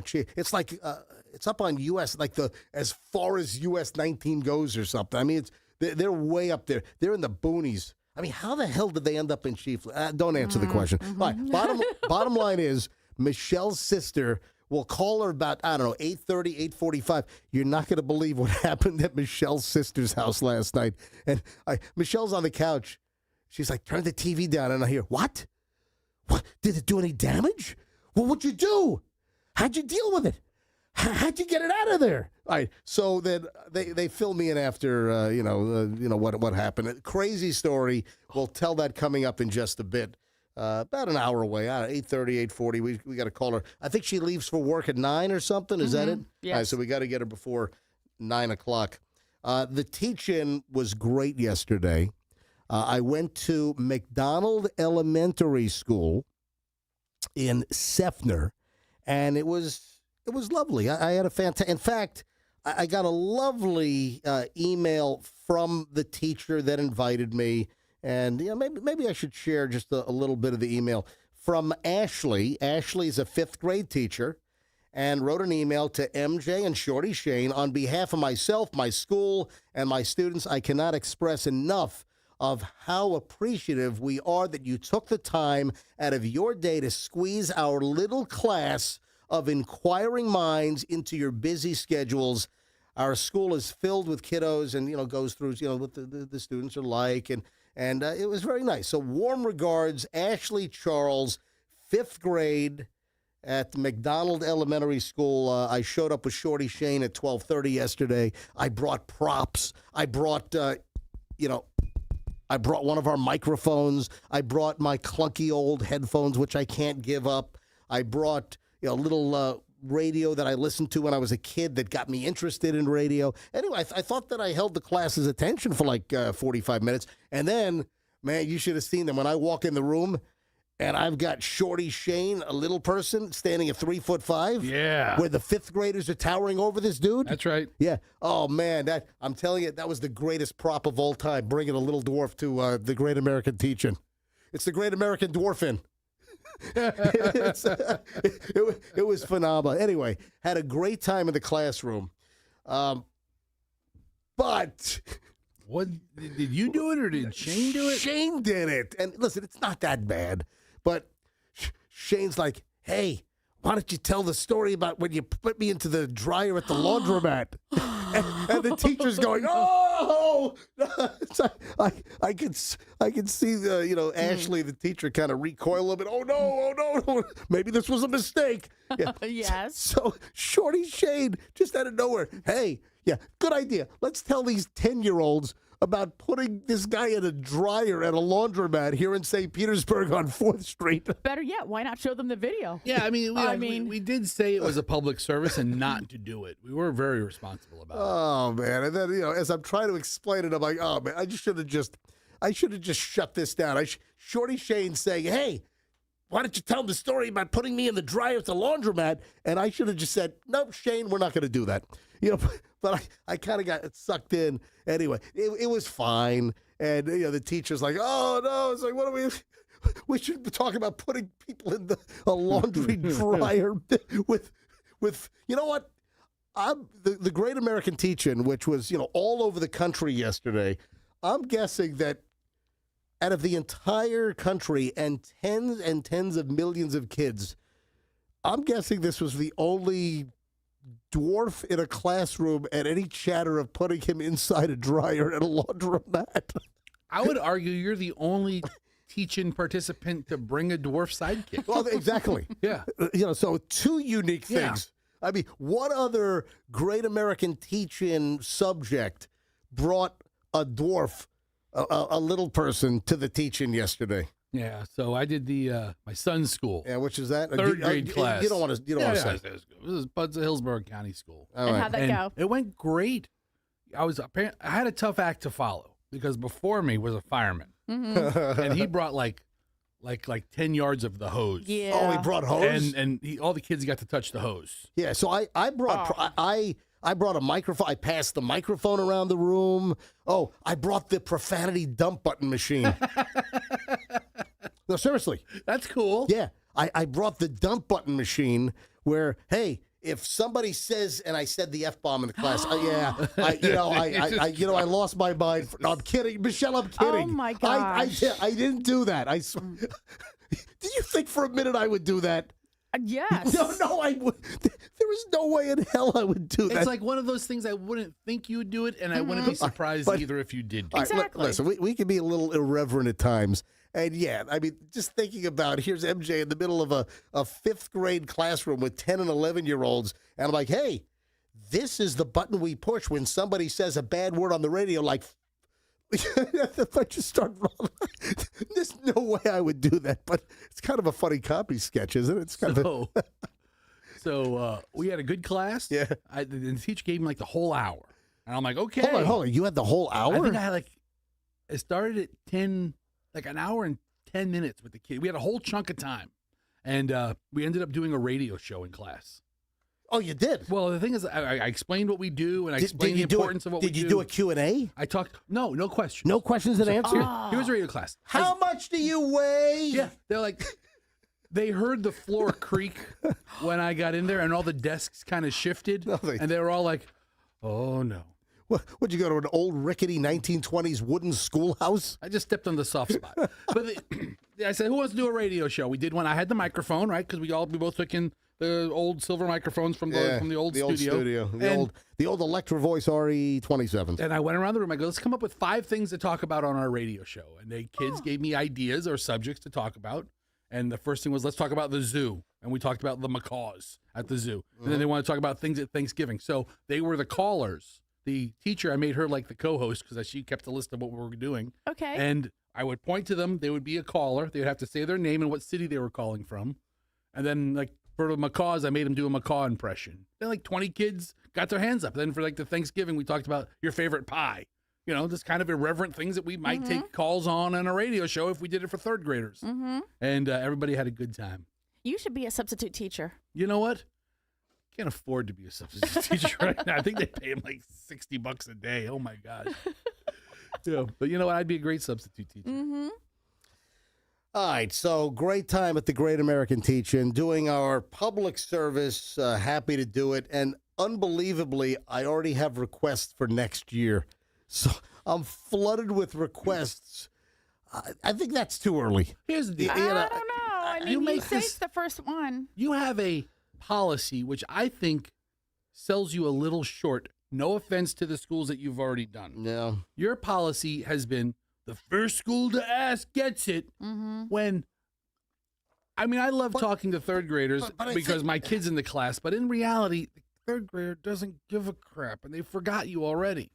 Where if you did something like a high school where the kids are really thinking about career choices, you might have a different impact. Mm. I've always felt that way about the teaching day. I mean, you come in, oh, you want to be an optometrist? And the kids don't remember that stuff. But Right. people who are kids that are really thinking about their future or going to college or going to trade school or becoming an intern at a radio station, I always felt there's a different impact to that day. Anyway, great time. And then right after the teach-in, I rolled over to Metropolitan Ministries, and I met Mike Murphy from the Murphy Auto Group. They own Genesis of Tampa, which just opened up recently on 275 in Bears. Actually, it's Bears in Nebraska. Met him over there. He said, "Hey MJ, we're doing our big turkey giveaway. They do a lot of charitable work." And he said, "Hey, I'm going to give you 20 turkeys from Genesis of Tampa, and disperse them and give them out to charities or needy folks as you see fit." And I said, "Listen, the best way to do this is to get these turkeys to Metropolitan Ministries." And then I said to Mike, "All right, you're giving me 20? All right, I'll match it. I'll buy another 20 turkeys myself, so we'll drop off 40 turkeys at Metropolitan Ministries." And we talked about this on the air. And then this is yesterday morning. And then before you know it, we're getting, folks that are calling up or emailing or texting. And we had a couple of places. I haven't even gone through. We're going to end up doing another delivery because we've got so many more that, people have contacted us. But we ended up dropping off 90 turkeys. So we were originally going to drop off 40 turkeys to Metropolitan Ministries for distribution to needy families that need food assistance during the holidays, for Thanksgiving. Everybody should have a turkey or a ham if they want it. So we end up with 90 turkeys. How? West Coast Pawn out in Lakeland. Yeah. Yeah. He said, "I'm in for 25 turkeys." So Scott at West Coast Pawn, Lakeland, they give us 25 turkeys, right? Did he trade in some nice stereo equipment? Some power tools? Some lawn gear. Yeah, some hedge clippers and a weed whacker. No, so 25. Then Barrows. Yeah. Barrows Sandwich Shop, the old school sandwich shop, Barrows on Henderson in South Tampa. They made a turkey donation. And then Hernandez Video Services. That's awesome. He does all kinds of video production and transfers. Yeah. He donated. We ended up with 90 turkeys. We had a huge, white, Chevy cargo van filled with these cardboard boxes. There were 4 frozen turkeys to a box. And we've got the whole van filled up. I shot a video. If you want to see the video, it's on my Instagram. It's Mike Murphy from Genesis of Tampa and myself. And we're, right in the back of the van. And then I climb in. I show you all the turkeys. The video, the donation of 90 turkeys to Metropolitan Ministries is on my Instagram, Certified MJ Radio. That is Certified MJ Radio. So it feels good to, give back to the community a bit. All right, moving along here. You ready for the latest dumb social media stupid challenge? Oh, God. And this is like an adult thing. This is not like, dopey kids kicking indoors or, doing the Kool-Aid Man challenge and running through a fence and destroying somebody's backyard perimeter. No. You ready for this? This is an adult thing. It's the baby spit up challenge. What? Okay. Tell me more. You didn't expect me to say that. I wasn't, but I'm here for it. People are shooting videos and taking pictures of what do you think the baby spit up challenge is? Before I actually tell you, what do you think it is? It can't be making the baby spit up. No. That's I think it's- abusive. Michelle, what do you think it is? I think it's the adult trying to emulate it and be like, and then have it like, all dribbling down. Oh, That's right. I mean, who wants That's to right. do that? That's right. You are correct. I think it'd be pretty funny. So the new baby spit up challenge. Oh God. And they're calling it like a relationship compatibility test as well. And this stupid, dopey thing is now going viral. So how do you do it? Well, people take a sip of milk then they cuddle up with their partner, and then they dribble all of the mouth milk onto like their chest, like a baby. So a mother or father cuddling or swaddling their baby, and then and then you get the baby milky formula. You know, maybe you're doing formula, maybe you're doing real breast milk. You know, I don't know. Maybe you got some Nestle Quick in the damn bottle. All right, and then it's the spit up challenge relationship test, and people are rolling video on this, and it is stupid. This is the dumbest thing I've ever seen. And I'm looking at a whole series of pictures. Like, here's your one where I'll hold this up to MJTV. All right, so here's one of them. And the woman is like sitting back on a couch. And then the guy has the side of his cheek resting on her chest. And you can see the white, milky spit up on her looks like a gray sweater or something. So this is the dumbest. Who comes up with this stuff? I think one person makes a funny video and then somebody else has to call it a challenge. Oh my! The spit up challenge. I'm here for it. How did this go viral? What the hell? My God! And then some people are caught off guard, and they're filming the reactions of their significant other as they do the spit up. That's just dopey. All right. This Thanksgiving, it is expected that consumption of food is going to be down. So this year, consumption of Thanksgiving food is believed to be on the trending down trajectory because of a significant thing. Because really, in the last year, this has exponentially increased. What do you think it is? What is the trend? What has changed significantly in just the last year? Now, it's been around for a while. This is not new, but it's like the volume of individuals. Why could food consumption, Fester, be down significantly this year? Do you have an idea? I think I have the answer. Michelle, before you blurt. I don't want to blurt. Michelle, do you have a guess, just out of curiosity? Yes, I do. I want you both to say it together. Are you ready? Last time we did this, it didn't work out so well. I mean, this doesn't work out. Well, let's give it because you said different things. But that's fine. I want to know if you guys are in sync. I want to know if you guys are thinking of the same thing. Okay. So why could Thanksgiving food consumption be down for many this year? Ready? In 3, 2, 1, say it. Bulimia. You took the word right out of my mouth. What did you say? I was going to say bulimia. What is wrong with you guys? No, it's not bulimia. I thought I saw that bulimia was on the rise. I thought I was making a big Guys, comeback. what is wrong with you? The fashionable thing in 2026. It's making a comeback. It's like the eating disorder of the second half of the 20s. What is wrong? All right. Wrong. It's all the rage. No,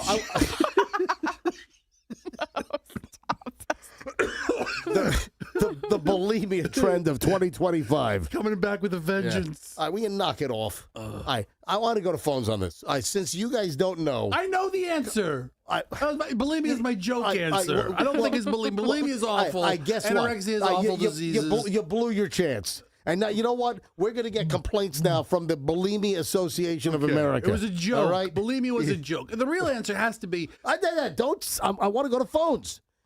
The first person's going to get it. It sucks. Well, that's fine. This is an interactive show. Yes, if you don't believe my answer of bulimia being the reason why food consumption's down, please call us and tell us why. 800-990-1047. 800-990-1047. What do you think it is? And more significantly this year than prior. No, I'm doubling down on bulimia. It's about volume. All right, 800-990-1047. If you have a guess on why Thanksgiving food consumption for many individuals is going to be down. All right, Andrew's got, the phones are all ringing. Let me just grab first caller up on hold is Brad in Hudson. Brad, you're on the MJ Morning Show on 104.7 FM Q105. Brad, what do you think it is? Well, it wouldn't be bulimia. It'd have to be anorexia because bulimia, you eat first, right? Well, yeah. You know what? Oh, Fester, we're so wrong. Anorexia was my other joke. I just had to say the one that I wouldn't laugh over. All right, wait, guys, come on. All right, so Brad, that's your guess? You're changing? No, GLP-1. Say it again? GLP-1 drug. That is correct. All right, the first call, every other line is ringing. Oh, you can stop ringing. Yeah. Brad, yes, you are correct.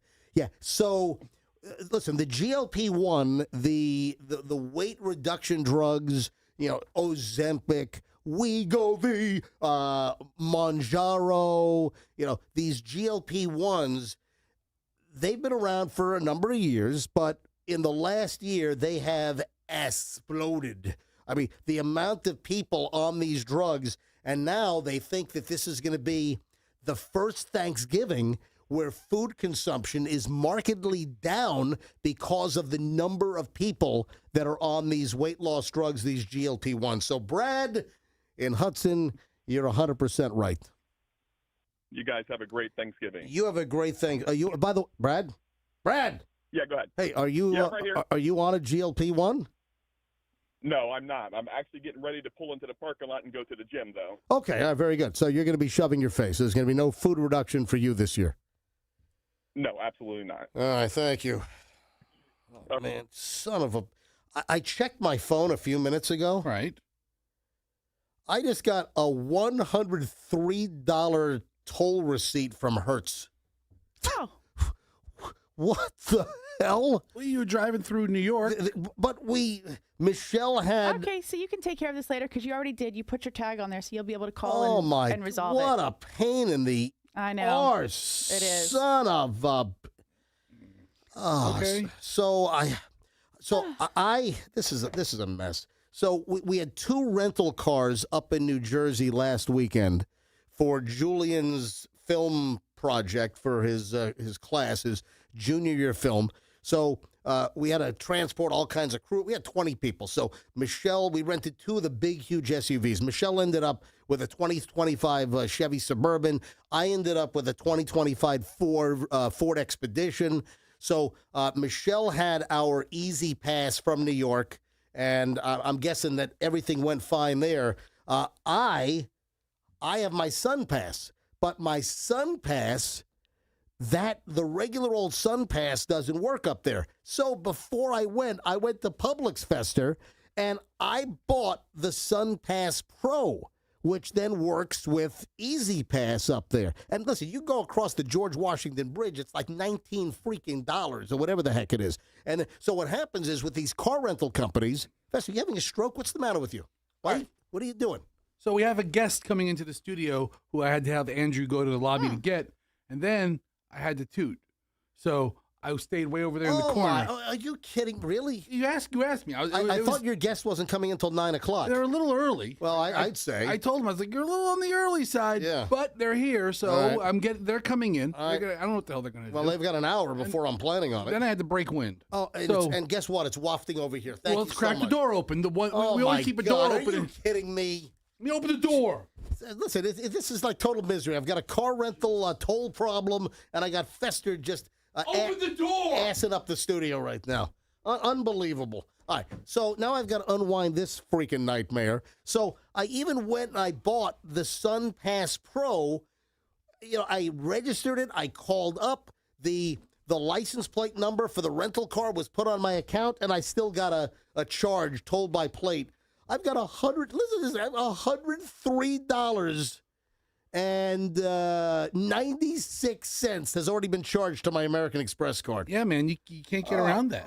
No, I can't. I had How? I had the sun. Dude, I had the Sun Pass Pro on my windshield. They don't care. And I also had my license plate. Can you close the door now? All right. Close the door now. All right. Yeah, I'm not ready right now. All right. I got a lot to do. All right. So $103.96. Yeah. In toll charges. What the living hell? Mm. And you know what happens? You know, the administrative charges, like from the car rental companies, the administrative charges are a lot of times more expensive than the freaking tolls. Yeah. But I did everything right. My license plate was registered on my SunPass account. I bought the $14.95 SunPass Pro to work up on Easy Pass. So now I got to waste my time trying to unravel this nightmare. Unbelievable. You should turn your phone off while we're here. Yeah. I'm sorry, what? You should turn your phone off because you get these little alerts all the time and it just sends you over the edge. Speaking of phones and alerts, Yeah. we have gotten multiple requests. Yeah, for multiple. what? What? The Thanksgiving crotchety old man call. Oh. Oh, Today's yeah. the day, right? I mean, Yeah, this is our last show before Thanksgiving. And by multiple, I mean 3. That was the Butterball hotline, right? Butterball hotline call. And That's the only Thanksgiving related one you have. I don't know if you want to. You don't have to play it now, Okay, I'll load it up. but sometime between now and the end of the show, or now and Yeah, I got 9 o'clock. All right, I'll load it up in a few minutes. All right, so you're right. The Butterball crotchety old man. Oh, thank God you've answered. Where he calls the Butterball hotline. I forgot about it being, our last show before Thanksgiving. Not that I would have remembered the call, but like I said, thank you to those 3 listeners. That said, hey, MJ's got to play this thing. I mean, today's the day. There's no point in playing it next Monday. At 8 o'clock at the MJ Morning Show, MJ Fester. Michelle, Andrew in the producer's booth. Andrew, is MJ TV lip sync still working? Are we good to go here, or has my mouth drifted? I'm looking right at the camera, and I'm speaking, and the last couple of days we had a lip sync problem. Are we lip synced, or do I look like a bad Japanese Godzilla movie from 1967? I can't Oh, hear. my God. Is he talking to us? Now there's a delay. They've got to fix this. There's a delay in... All right, so here, put the audio up and you judge for yourself. Don't ask Andrew anymore because he has to go do something. He takes his eye off what he's doing. So here we have the YouTube stream, whatever's playing right now. Yeah, it's not playing. I've got you up, so it's not playing. Do I have it muted? You have it muted. All right, hold on, here we go. Unmute it. There's a delay in... All right, so here, put the audio up and you judge for yourself. Don't ask Andrew anymore because he has to go do something. He takes his eye off what he's doing. So here we have the YouTube stream, whatever's playing right now. Yeah, it's not playing. I've got you up, so it's not playing. Do I have it You have it muted. All right, hold on, here we go. Now it's Unmute it. playing. There's a delay in... I really can't tell because I'm not looking at the camera Put the right audio now. up and you judge for yourself. Don't All right, ask- so you know what? Guess what? Our audience will let us Yeah. know if it's screwed up. It'll But be just fine, people. Don't be so uppity, all right? We're figuring this whole thing out. Got a bunch of pain in the ass listeners saying, you guys are off by a hold on, nanosecond. don't call our No, listeners a I mean, pain in listen, the ass. You guys are being a little nitpicky here. You know what? We're dialing it in, people. No, our listeners deserve a perfect product. Okay. Oh, I don't feel that way at all. All right, so you know what? Guess what? Our audience will let us Yeah. know if it's screwed up. It'll But be just fine, people. Don't be so uppity, all right? We're figuring this whole thing out. Got a bunch of pain in the ass listeners saying, you guys are off by a hold on, nanosecond. don't call our No, listeners I a mean, pain in listen, the ass. You guys are being a little nitpicky here. You know what? You know what? It's off a slight bit, but it's nowhere near like the 2 or 3 second mangle mouth that was going on yesterday. You're right. It's That much was more terrible. watchable. All right, we have a little issue that I want to address. 8 o'clock, 8:02, 8:03 here at the MJ Morning Show, Friday morning, week before Thanksgiving week. Man, can you believe Thanksgiving is next Thursday? What the hell? I guess that's why listeners want me to play the crotchety old man Butterball call, which we'll get to. I want to address something. Yesterday, I guess we were talking about stay-at-home moms and Michelle being a stay-at-home mom. And there was a comment made on MJTV. So, we turned the comments back on, I don't know, a month and a half ago, we had turned the comments off. And it's not because, we're scared of the comments. I mean, most people like us, some people don't, or, people have snarky comments based on some of the content that we have. So we turned the comments off, the running live commentary that people can type their responses on. We turned that off, and not because, we're afraid of what anyone's going to write. We turned it off because we were getting porno spam botted. A lot. I mean, it was nonstop. Too much. And, some kind of automated spam bot was then posting all kinds of pornographic links in our commentary, in the live messaging. And that's when the viewership really shot up. Right. Well, we turned the messages back on. I don't think we've been overrun. Have we? I think we might have solved it for now, because I don't think we're getting spam botted with porno links. But a comment came up yesterday as we were talking about. Do you remember what the content was, Michelle? What was the story we were talking about? It was the content creator who said, that's right. Women are lying. Right. This being at home stuff is a piece of cake. And it was the dad that was saying, women are totally lying, and being a stay-at-home mom is really not that difficult. They're making it seem a whole lot more difficult. Anyway, this guy started his own little firestorm. So we were talking about this, and a comment rolls out on the chat group on MJTV, our live video stream, and they're discussing Michelle's parenting style, and that's why we shipped our kids off to boarding school. So, somebody makes a comment that, let's talk about Michelle's parenting skills, and you guys had to ship your kids off to boarding school. Yeah. All right. Okay. Wow. Let me address this. Okay. And you know what? Let me set the record straight here. First of all, Chloe did not attend boarding school. Only Julian went to boarding school, and that was only for high school. And Julian went to boarding school because he has dyslexia. And we found a high school for Julian that would be great for his dyslexia.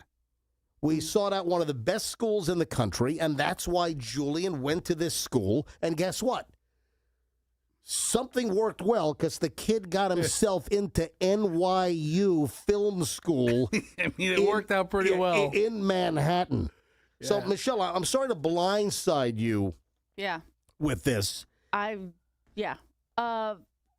of all, it was a very hard decision to send Julian to boarding school. I mean, and I remember when his middle school was suggesting where he goes to high school, because that's what they do in the city, is it kind of functions almost like you're going to college. And they were like, it's going to be in his best interest to go to boarding school. And I think literally they pushed the tissues across the table to me. And I was like, no, we're from Florida. We don't do boarding school. Do you see me? I'm not that kind of mom.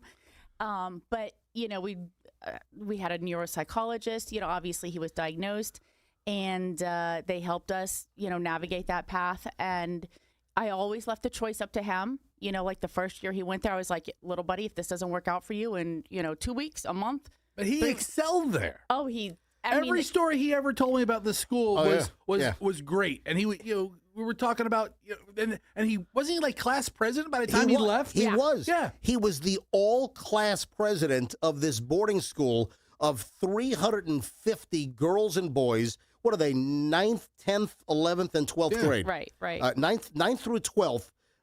Well-known boarding school, and they specialize, kids with dyslexia and similar learning issues. And I was opposed to it. Ask Michelle. Oh, my gosh. Okay, so the other day when you said, what if we fought about? This was one of the things we fought about because you kept screaming at me, don't you want him to have a normal high school experience? And I looked at you and I said, he's not going to have a normal high school experience, because if we put him mainstream, it's going to be, a debacle for him. He's going to be struggling the whole time. He also didn't have a normal high school experience because he wore that stupid virginity rock sweatshirt. No, he didn't. Until like 6 months ago. My kid did until not. All what's-her-face came into the picture. I was like, Julian, let's retire that sweater, dude. That he could spell. Stop making crap up. He did not wear a virginity rock. Anyway. Yes, he did. did. Yes, he did. I never saw Yes, him wear. he did. Hold on. I never saw Call him. him. Call him. I never saw him Call wear. him. That's why he didn't have a regular high school experience. I'm not calling him yeah, out. Cut son of the a- crap. Yeah, Anyway, that's the deal. Come on, So J-Dog, put that shirt away. I was opposed to the boarding school. I was like, no, Yeah. it was so foreign to me. I don't want to send him to boarding school. I want to have. Anyway, I'm going to tell you right now that sending Julian to boarding school was absolutely the best decision we ever made. He thrived. He loved it. He became the president. His senior year, he was the all-school student body president of the whole school. And then the kid gets himself into NYU Film School. That what was the acceptance rate? The year so he got in 5%. It was 4 or 5% acceptance rate from all of the applications. Let me just correct you first of all. Yeah. We didn't send him. We let him make the choice. We really did, because I was like, We had him kidnapped in the middle of the night. You know those families that do like they have a high school kid that has a drug problem, and there's an interdiction, an intervention in the middle of the night, and the guys roll in a van and they rip the kid out of bed and they take him, they throw him in a van and they take him to some involuntary rehab facility. That happened to me in 10th grade, but it was fat camp. oh, Fester. No, they Oh, I didn't. get there and there's like 3 cashews on the table and there's your meal. No, no, they didn't. All right, so Did you hold say on. there were 3 cashews on the table? That was your meal. That was the meal. No, all right, Fester's lying. listen. However, wait a sec. We do have somebody we know. I'm not going to give it away. They went to fat but- camp? No. Oh, We knew somebody, and this is already like 15 years ago, maybe more, 18 years ago. We knew somebody whose kid got into drugs in high school in South Tampa, and the parents were beside themselves, and they had to do something, and they had one of those like middle of the night kidnappings, abduction interventions. Yeah, it was that abduction intervention where they put the kid in a treatment facility, and literally they yanked the kid out of their bed like at 2:00 in the morning to put them into a facility to manage like the drug problem. So listen. Julian going to boarding school was the best thing that we could have done. And I'm just pointing out again. So where did this start? Okay. It started out because somebody left a comment yesterday while we were doing the content on the stay-at-home mom story, and somebody put a snarky comment, oh, yeah, you guys shipped your kids off to boarding school, blah, blah, blah. So the bigger question is, why are you even giving the trolls the time? Yeah. Why are you giving the trolls the time? One guy posts will comment on one. Listen, I love my haters. Okay, I won't. Okay, I'll tell you what. That's what I I learned from won't. you. I won't do content anymore. No, but I'll stand here silent. You son of a bitch. I understand. I won't do anything. Acknowledge that. This is coming out because of a troll. Got your goad a little bit. No, my goad was not gotten. I'm just pointing it out. And I think it is good content to discuss this. I think and your also, goat got. And I'm pointing out that I'm not afraid of the commentary. And listen, I don't see, this was pointed out to me by somebody because I don't get to see all the commentary. Sure. And I'm sure plenty of stuff goes by, pro and con, on our live stream, and let the chips fall where they may. So there it is. All right. I'm glad you're so open to the feedback of the trolls, because I have another big issue with you. Oh, let's go. Wait a second. Hold on. You know, we should I do shouldn't a even whole, preface it like that. We should do a whole day where we just address the haters. Or a whole segment. It's Haterade Day. Okay, Yeah, right now the there you go. Haterade day is going to flow the other way, I have a feeling. Okay. All Because right. we left yesterday's show on a cliffhanger. Yep. Andrew being mad at you. And, dude, I think this is just wrong. Oh, God. Okay, so now, I can take 100 calls on this, and I don't think it's up to the listeners. It's not up to the listeners. But I think you're way off base on this. And I'm all for the success of the show. Oh, man. But so you have to reopen this can of we worms? said yesterday, said yesterday at the close of the show, you said we What'd I would say? revisit it tomorrow. All right, fine. Okay. And you have no intention on revisiting it, so I'm bringing it up now. Fine, I'll revisit it. Revisit. All right, so what's the problem? What's the issue? It's simple. I decided that next Friday, for Black Friday, that I want to run a best of. So in the past, the radio station has just played music on Thanksgiving and then typically Black Friday. And I never liked that. I never liked playing music because I understand Thanksgiving morning, 6 to 10 a.m. Folks are absolutely not in their, normal, process of going to work and school, obviously. And listen, 6, 7 a.m., 8 a.m. on Thanksgiving morning is going to be like, 6 a.m., 7 a.m. Sunday morning, on the roads. There's going to be no. So I understand doing music and not doing a best of on Thursday morning. But on Friday morning, I never liked that because so many people are out and about, all the sales, the Black Friday stuff. Now, granted, not as big as it used to be with all of the online shopping, but still. People will be out. Yeah, a lot of people will be out. So I decided, you know what? I want to keep the continuity of the show on Black Friday. And here's the problem, is that it can't be automated, which I don't understand. Why can't we automate best of? We ought to figure that out. So Andrew has to come in. So Andrew was thinking he was going to have Thanksgiving off and then Black Friday off and a nice 4-day weekend, Thursday, Friday, Saturday, Sunday. We'll be back on Monday after Thanksgiving. And I asked Andrew, hey, do you mind coming in and running a best of show next Friday? And, well, this has opened up a can of worms. And, Andrew's angry at me now. As he should be.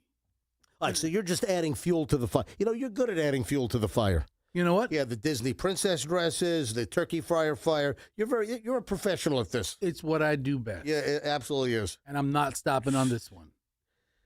Give Andrew the day off on Friday. All right. I also don't understand why on a show when there's no live elements, because it's all recorded, the commercials are all recorded. You're generally the live spots that you do are recorded on that day. Yeah. Why it can't be timed out within 3 or 4 minutes to where there has to be any human here at all. I don't understand that. But then again, I don't know how to do anything around here but turn my microphone on. Yeah. I don't even have that button here. I mean, they can send rockets up to space now and have them land back down on a platform, and we can't get the best stuff to run on the computer? I don't understand that. So next week is going to be a best of week, right? The three of us are going to be out all week. Yeah. Andrew has to physically be here Monday, Tuesday, Wednesday. Right. He'll be off Thursday, and then he just needs to roll in for 4 hours on Friday morning, and then he can go enjoy the rest of his weekend. That breaks up the whole 4-day lovemaking fest he's going to have with his old lady at Disney Springs. I mean, the guy's making plans. Can I move on to something more important? No, you said you were going to take calls. This is most important. When did I say I should take calls? Yesterday when we were talking about this, she's like, hey, let's get the listener's opinion on it. Fine. Don't gloss this over. All right. We have to come up with an answer. I won't gloss it over. I'll put my lip gloss away. 800-990-1047. What are you laughing at now? Put your lip gloss away. Will you stop? I thought that was funny. Now you're mocking me. You didn't think that was funny. You're mocking me. I genuinely thought it was funny. I stopped and chuckled silently. 800-990-1047. So next Friday, a week from today, Black Friday, should we run a best of MJ morning show, or should we play Girls Just Want to Have Fun into Jesse's Girl, into Karma Chameleon? Yeah. Yeah, the stuff the station is known for outside of the morning show. Yes. All the hit music we play. So it's MJ and the crew all morning, and it's the best of the 80s, 90s, and more during the rest of the day here on WRBQ-FM Tampa Bay. But I thought yesterday when we left, Fester said, isn't there some, like, a part-timer that could possibly come in and do it? Yeah, what about that? Yeah. Hey, good. What about what's Hoppy? Yes. Hey, why don't you get Hoppy in here? Where's Slick Rick? Doesn't he make the schedule? Doesn't he have like influence over other people that work here? Oh man, look at the phones. Every single line, every line's a ringing. You know what? Should we let the audience decide whether you want the MJ Morning Show best of next Friday, or whether you want the 80s, 90s, and more? Serving the universe. WRBQ-FM at HD1 Tampa. From the city by the bay. Don't stop believing. MJ, and you can, after the show, you You can cut half a dozen. Hey, happy Black Friday, everybody. Hope your Thanksgiving was great. We're back Monday morning, but here's Aha. Take on me. All right. Michelle, no, not you. Michelle in Tampa, you're on the MJ Morning Show. Hi, Michelle. Hey, guys. Hello to all of you, and you're wonderful. Love the new studio. Thanks.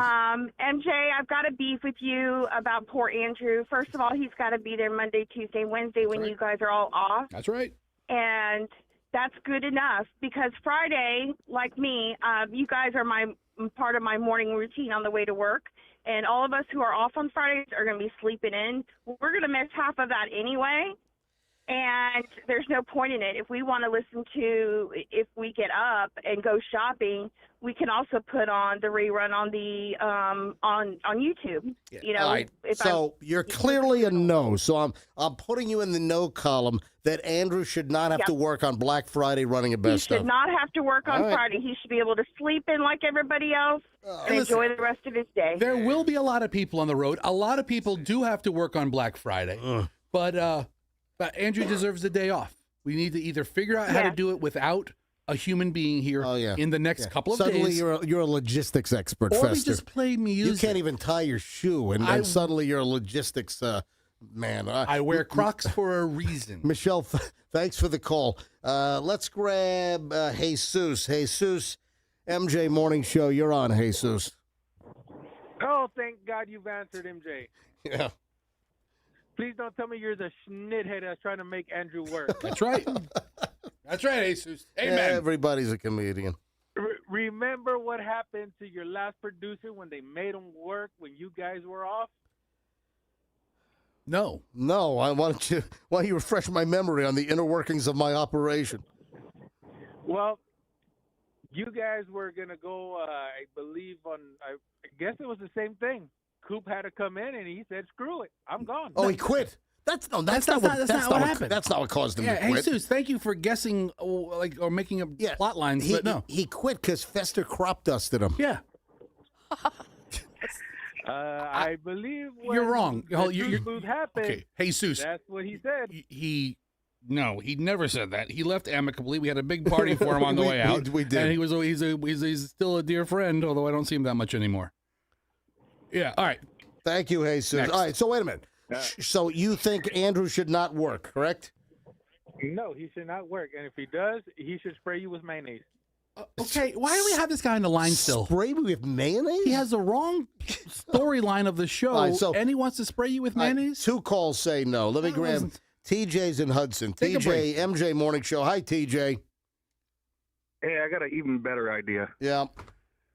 So starting Thanksgiving till January 2nd from 6 to 10, y'all play nothing but Christmas music and take the whole month off. That's not a bad idea. Listen, there are enough radio stations playing Christmas music. All right. Okay. So yeah, we don't need to be doing that. Spanish. Let me have a talk with all the listeners, including TJ. Leave the jokes to us. We just want to know if Andrew should have the damn day off or not. Yes or no? Should he work or not work next Friday? No, and if he does, it should be crotchety all day. All right. So it's everybody's no. The audience is going against me here. Let me grab Jay in Winter Haven. Jay, you're on the MJ Morning Show. Hi, Jay. Welcome. Hey, crew. Quite frankly, MJ, you're acting like a privileged star and making the working stiff come in when you get to go stay home and do nothing. He has to come in. That's no bueno. All right, so I'm acting like a privileged, spoiled star, really? In this case, yes. There's nothing wrong. I mean, yeah, you might not like the music, but too bad. It's not that he doesn't like the music. Deal with it. Hold on. We love the music. MJ wants to play. I know where MJ is coming from. Mm-hmm. He wants to play the morning show because it's going to be an opportunity for a lot of unique listeners to hear the show maybe for the first time. And maybe we can increase our market share, which is doing surprisingly well right now. Right. Thank God. True. And if Andrew didn't have to come in, that would be okay. Right. But it does require. To come in, you have to put Andrew ahead of that. It does require a person. Yeah. I mean, MJ, listen, he's absolutely right. Until you can. Yeah, Yeah, until you can eliminate the person, it's not right. All right, so what is it? This is 4 now? Yes. All right, son of a... All right, thank you. I was putting in the crotchety old man turkey call into the CD player. I mean, that call was done 30... You're snapping at the me. The call was done 30 seconds ago, and I'm like... Well, hang on, then manage it, man. I can't pick up the next line. All right, Trey in South Tampa. Trey, you're on the MJ Morning Show. Man, I'm getting creamed. I'm getting smoked here. Andrew, Good morning. Trey, should Andrew work? No, not at all. Oh, I think he should have the day off. He comes in every day. He does a great job. Yep. Oh, my God. Let him digest his turkey. He's here before us every day. He stays after us every day. He picks up all the pieces every day. Give him Friday off. Well, that's the job, man. So give him a day off. All right, Trey, a day that he's entitled to. Is it an office holiday? Listen, is the office closed? I think it is. I'm not even an employee, and I know that that's the schedule. I got to move on. Let me just blow through, man, because we've doubled our line capacity, and every line is jammed here. Who's this? Debbie in Gulfport. Debbie, yes or no? Should Andrew work on Black Friday with the best of? Andrew should not work on Black Friday. I'm getting just mowed over here. Thank you. That's right. She's right. Robert and Wesley Chapel. What line is that? Line 7. Robert, you're on the MJ Morning Show. Hi. Yes or no on Andrew working? No, he should not be working. There's not one freaking call here that's saying he should work. Because you're completely wrong. All right. Thank you, Robert. David in Tampa. David, you're on the MJ Morning Show. Yes or no? Hey, so I would say no to working, but if he does have to work, right, there has to be some sort of IT program that is done on the back end to make it automated. If all that money can be sunk into a new studio, has to be something that can be done on his behalf. But if he does have to work, right, like if you do make him work, give him holiday pay or give him a bonus on top. Well, I offered to do that. So when I brought this up yesterday, I said, you know what? I'll pay Andrew a bonus out of my pocket because, around here, man, they don't, they're canceling Staples orders for paper clips, with budgetary issues. Not surprising. Yeah, tell me about it. Thanks for the call. I appreciate it. Hey, Andrew. Hold on. What was that? I'll keep you on the line. Hold on. Let me ask you, Andrew. So, Andrew, what if I compensate you? What if I give you a couple of $100 to come in for 4 hours on Black Friday? Is that acceptable? Is that an acceptable remedy to having you run the best of on Black Friday? It's a start. Oh, that's a good answer. That's a good answer. All right, it's a start. All right, thank you, David. Teresa, no more calls. So he's already filled up all the other. I've got 20 freaking phone calls on hold here. You want me to hang up on these people? No. Wait a minute. What? Andrew is the screener of the calls. I think the calls are coming. Oh yeah, he's hanging up on all the ones that are saying he should work. I don't think. Sorry, I don't think that's the sorry. I case. can't hear you. What? You got a bad cell. I might have done that before. All right, thanks for the call. Let me grab Teresa. And I got to do it quickly here. I can't have conversations. Yes or no? Yeah, it's yes or no. All right, Teresa, should Andrew work, yes or no, on Black Friday? No. Thank you. Oh, my God, that's another one. Let me grab line 10. Laura, Lake Alfred, yes or no? No. Oh, and my. You brag that you can do everything, so you do it. I don't. What do you mean? What? Huh? All right, thank you. All right, Andrew, do not screen any more calls. This is not going my. MJ can't do everything. This is not going my way. Can't do hip surgery. Right, Jennifer and Dover, yes or no? Andrew working. Only if he wants to, because I think you're choosing between a possible few new listeners or a great producer. That's true. Wow. All right. It's So the kind of microaggression that makes you feel a way about a mediocre job. Listen, it's the no column That's for her. right. All right, Roberta in Palm Harbor, yes or no? I say no. He should not have to work. And if he does, he deserves more than just an incentive. You should give him a darn good dinner out as well with his wife. Dinner out. Thanks for spending my money, Roberta. Thank you very much. Darn good one. All right, let me grab Harold in Wesley Chapel. Harold, yes or no? Hey, MJ, I just have one thing to say. Yep. Free Andrew. Free Andrew. Oh, my God. All right, thank you, Harold. All right, that's a no. Mike in Seminole, yes or no on Andrew working? No. And by the way, I was unscreened. Yeah. Thank you. Oh, my God. What is it? Macy in Tampa. Macy, you're on the MJ Morning Show. Yes or no? Hello, Macy. Are you there?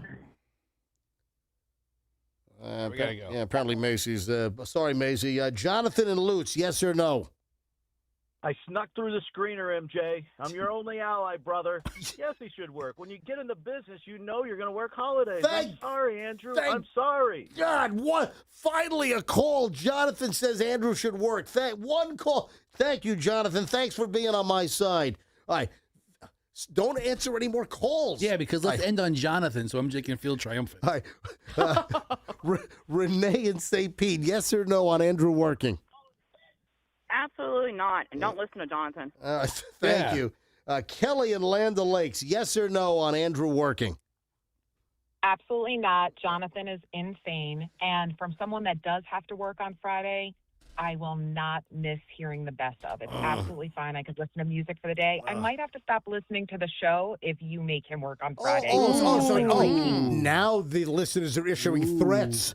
Now I've got threats rolling in. All right, so why do you have to work, Kelly, on Black Friday?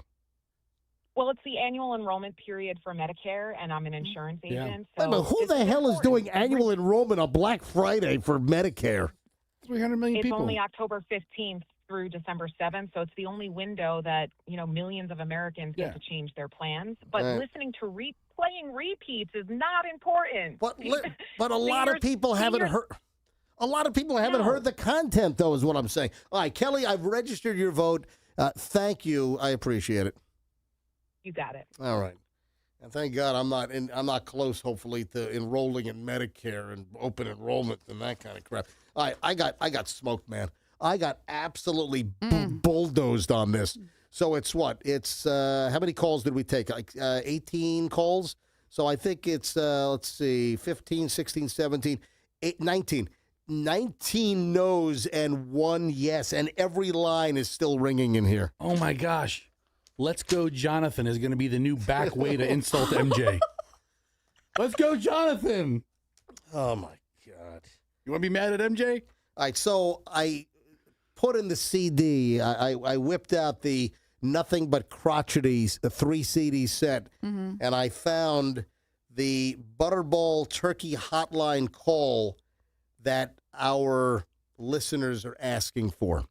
So 3 requests. 3 requests. And don't forget, you got to call my sister. Yeah, we'll do that next. Okay. So here's the deal. I want to play the crotchety old man Butterball Turkey Hotline, and then we got to call Michelle's sister because they had an incident at their house last night. You're not going to believe what happened. Oh man, it doesn't work remotely. Hang on. Oh, the CD player doesn't work? No, I've got off the board. Hey, write this down. The CD player. I've got to crouch down and push the play button. This is the first time we've used the CD player in the new studio. All the stuff we're learning. Is it going to broadcast over the air? Yeah, it will. I just got to push the button on the. It's not working on the button on the console. All right, here we go. It's not working. Oh, wait a minute. I don't hear it. Oh, no, hey, you want to know why? Because somebody took the board out of program. Okay, hold on. So you don't have to stop that, reset the track, and then we'll try it again. All right, hang on. Now I got to push in program. Let me see if it works now. No, it doesn't. So I still have to. Okay, all right. Oh, my goodness. All right. Here we go. All right. Hi, thanks for calling the Butterball Hotline. Can I help you? Oh, thank God you've answered. Who is this? Carol. Carol, I've got turkey trouble. Do I have to have a Butterball turkey for you to answer my questions? No, sir, you don't have to have a Butterball turkey for me to answer your question. Oh, praise the Lord. Okay, maybe you can help me out here. Last year, I didn't have enough turkey because me, my wife, and my 3 kids, especially Chauncey, he's 12 years old, already weighs 400 pounds. He eats like a horse. So this year, I had to get a huge turkey. I got a 76-pounder. Oh, my God. Where did you get a turkey that big? I'm not going to even go into how I found that, but I need to start cooking it now so it's all ready for Thanksgiving Day, which is tomorrow. So I've got the turkey on the jumbo tray over here, and... What happened? Sir, what happened? I just dropped the damn turkey on the floor. Hold on a sec. Hold on. Are you okay? Yeah, hold on a sec. I'm picking up the turkey. Hang on a minute. I'm putting it back on the countertop. Jeez. Woo. Okay, I've got it. There's a little bit of dust and sand all over it, but it looks like spices, so I'm just gonna leave it. Okay, I've got the oven. I had to rent a special industrial strength blast furnace to cook this thing. Oh my God. Now I've got it. I've got the furnace up to 900 degrees. Sir, that is way too high. That is too high, sir. Hang on, I'm putting the turkey in the oven. Hold on a minute. Okay, turkey is going in. Turkey is going in the... Oh, it's hot as hell in there. Oh, I got a fire. Sir, put the fire out. Turkey's on fire. Put the fire out. Turkey is on fire.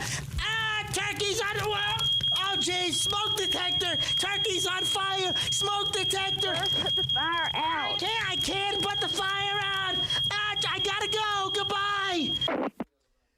And that's it. The Butterball Turkey Hotline. I think they're still talking about that at the Butterball Hotline after 25 years or whatever. I think they are as well. Yeah. All right, I got to call Michelle's sister, Mandy.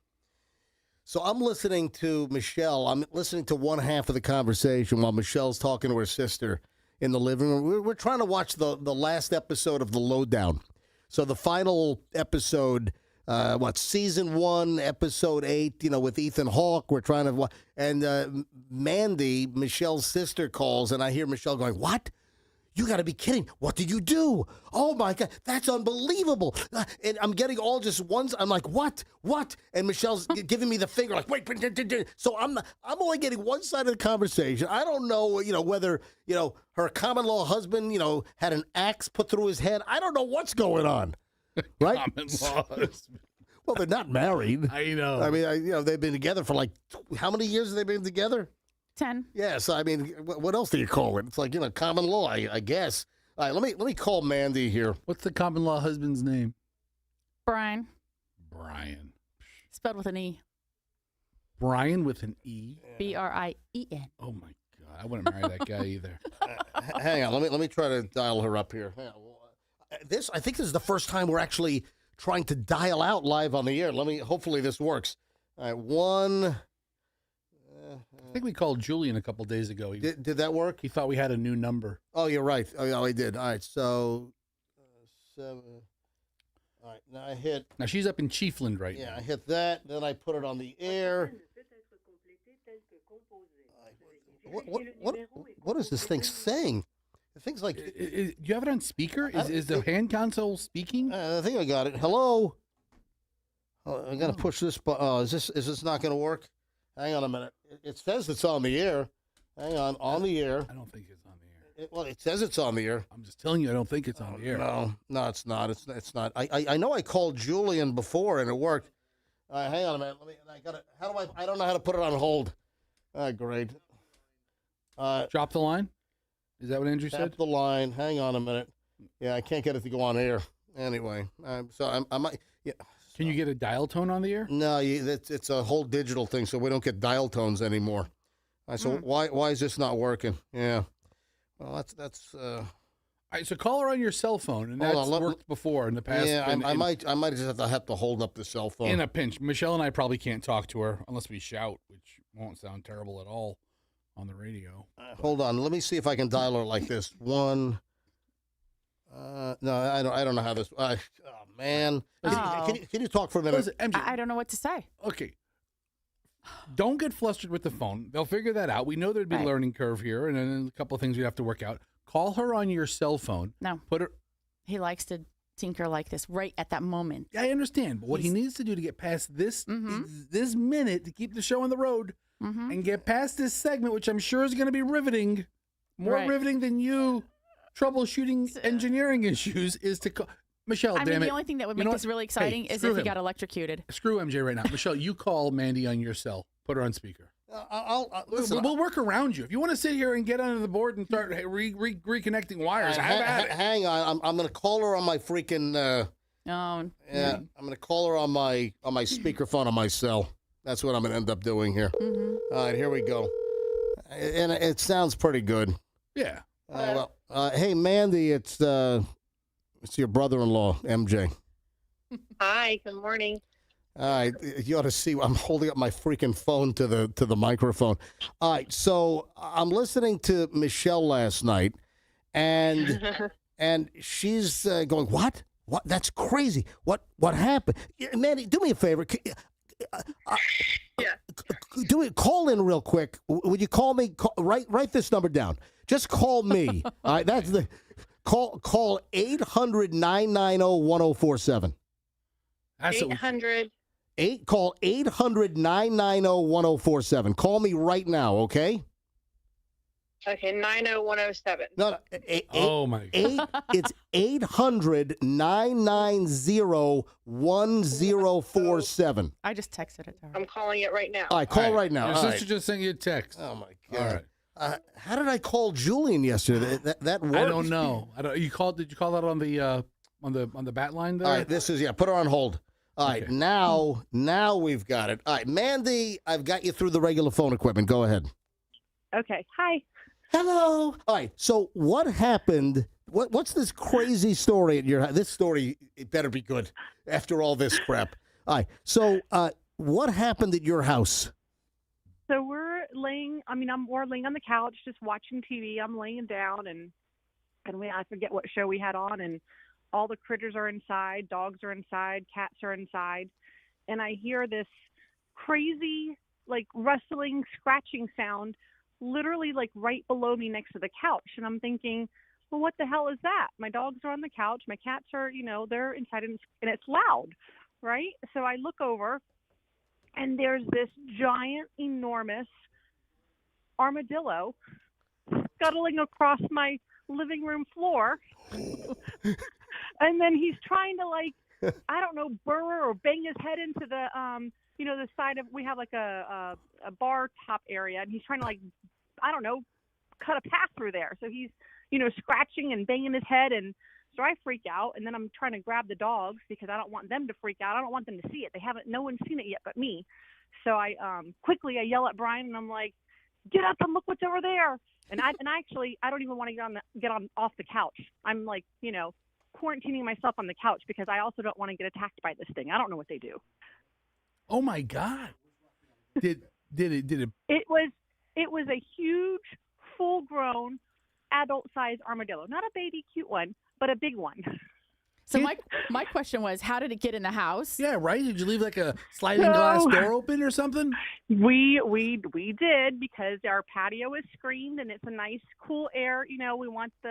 We like the fresh air to come in, and so yeah, it literally just, I don't know, somehow it got in our patio area. That's we don't know how it got in there, but because again, we have right in the house. Came right in the house. And how big, Mandy? How big was this armadillo? Like, give me an idea. Is it like the size of a pit bull? I've seen these things like run over on the side of the road. Mm-hmm. That's not a fair representation of their size. I wouldn't say it's the size of a pit bull. I would say it was. How about a Shih Tzu? It was probably bigger than a Shih Tzu. Okay. Did it do the thing where it like puts itself up into a ball, like curls up into a ball? No, I was waiting for it to do that. Mm-hmm. But so then, how did you get it out? I'm like literally, like I said, on my couch island, trying to hold the dogs, because once I got up and started making commotion, then they're like freaking out, and then I had Brian. He went and, of course, I don't know why Brian, he couldn't get it. He had to go yell for Liam. He's 14. Can you touch an armadillo or do they? Yeah. Liam came out, and then by that point it had scuttled over to my coffee table and was hiding under there. Oh, no. And he had to grab it by its little tail, and then of course it was peeing all over the floor. Oh my God! You've got armadillo pee in your house? What is? Hey, Mandy, what does armadillo pee smell like? Yeah, Is it as bad as like cat pee? Oh.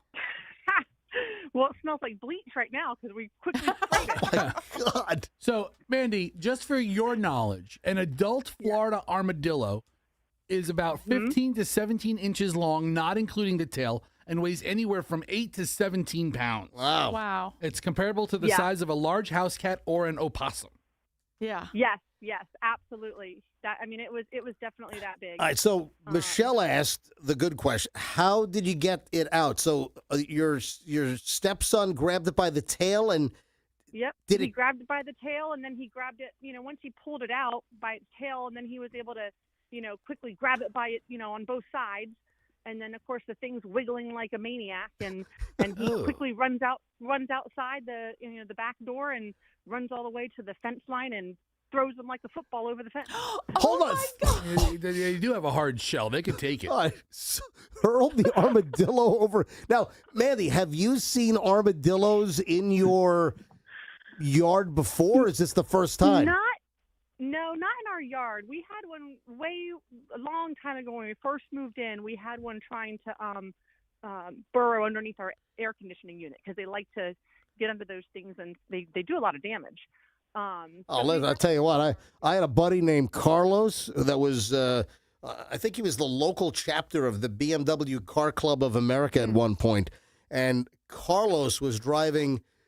This is like 20-something years ago. He was driving like a new BMW M3, and I think he was like in Odessa, and he's driving down a dark road at night in Odessa when suddenly, boom, boom, boom, hits an armadillo, and it just rips up. It was he probably would have had less damage if he hit a bowling ball in the middle of the road, and it messed up his car. All right, so the armadillo peed on the carpet. Did it do any other damage, like scratching or gnawing or anything? No, he was. We got him pretty quickly. Thank God we were awake and not asleep in the bedroom, because that would have been probably way more problematic. Well, I guess. And then I was also happy that animals didn't get him. I didn't want an armadillo cat fight or an armadillo dog fight. Yeah, but they roll up into an armored ball, right? Yeah, I don't think armadillos are necessarily aggressive. They just try to protect themselves, but they are a nuisance animal in Chiefland. I looked that up. Armadillos are common in Chiefland, Florida. No, they're not. Hold on, you're in Florida, dude. They're common everywhere in Florida, I would bet. I'll tell you this other funny story. My neighbor across the street and 2 doors down, when we first moved in, now we'd only been living here about not even a month, and we hear shotgun shots at like midnight. And so, of course, we got to get up and investigate. So Brian runs out, and we see our neighbor 2 doors down with a spotlight and a shotgun and his grandchild shooting armadillos. Oh my God. So are they allowed to do that? Oh my God. I guess so. It's what you do in the country. Mandy, I don't mean to alarm you or Brian or Liam, but they carry leprosy. Oh my gosh. Wait, are you kidding me? So Fester types in, armadillo. Armadillos in Chiefland, Florida. Yes, armadillos are common in Chiefland, Florida, where they're often considered a nuisance, like digging, damaging, and in disease risk. They can potentially carry leprosy, so it's recommended to wear gloves and wash your hands. Oh, my God. So your stepson, Liam, did he wash his hands? He might end up with leprosy. He might end up in a leper colony. So I can't touch him anymore. Yeah, listen, you can't. No more hugs. No more hugs for Liam. You can't use your carpet anymore. You have to burn everything in your house. I don't have carpet in the living room. It's like the pergo flooring. Tear it up. Rip it out. In fact, burn the house down. You're living in a house of armadillo whiz and a leper colony. Yeah, seriously. All right, Mandy. Listen, thanks for the story. That's crazy. But listen, how wide was your? Was it like a sliding glass door? Mm-hmm. Yeah, like a regular size sliding glass door. So how wide was it open? All the way. Oh, yeah. Oh, it was all the way open. They live in the country. Yeah. They're opening it up good. They're letting that fresh air on in. I'm sure an armadillo can get through in like a couple inch. You're lucky a Florida Panther didn't get in there or something. Yeah, or a gator, or an alligator. An alligator. All right, Mandy, we'll see you soon. Thank you. Bye. Tell you what, I think we ought to come up with a song on this. Oh, I don't know. Hang on, let me put my reverb. I've got a great idea. You ready? Here we go. 3, 2, and. Ooh, rock me, armadillo. Ooh, rock me, armadillo. Ooh, rock me, armadillo, armadillo, armadillo, armadillo, armadillo, armadillo, armadillo. Ooh, rock me, armadillo. Oh, it's rock me, armadillo. I'll never be able to get that out of my head now when I hear the song. Should it be armadillo or armadillo? It didn't sound like that at all when you were saying it on the radio. What? That's what it sounded like, dude. Hold on. When you said it over and over again, I don't even want to say it on the radio. I don't feel that comfortable. When you said it on the radio Fester's holding up a sign. It sounded like you were like, rock me, I'm a dildo.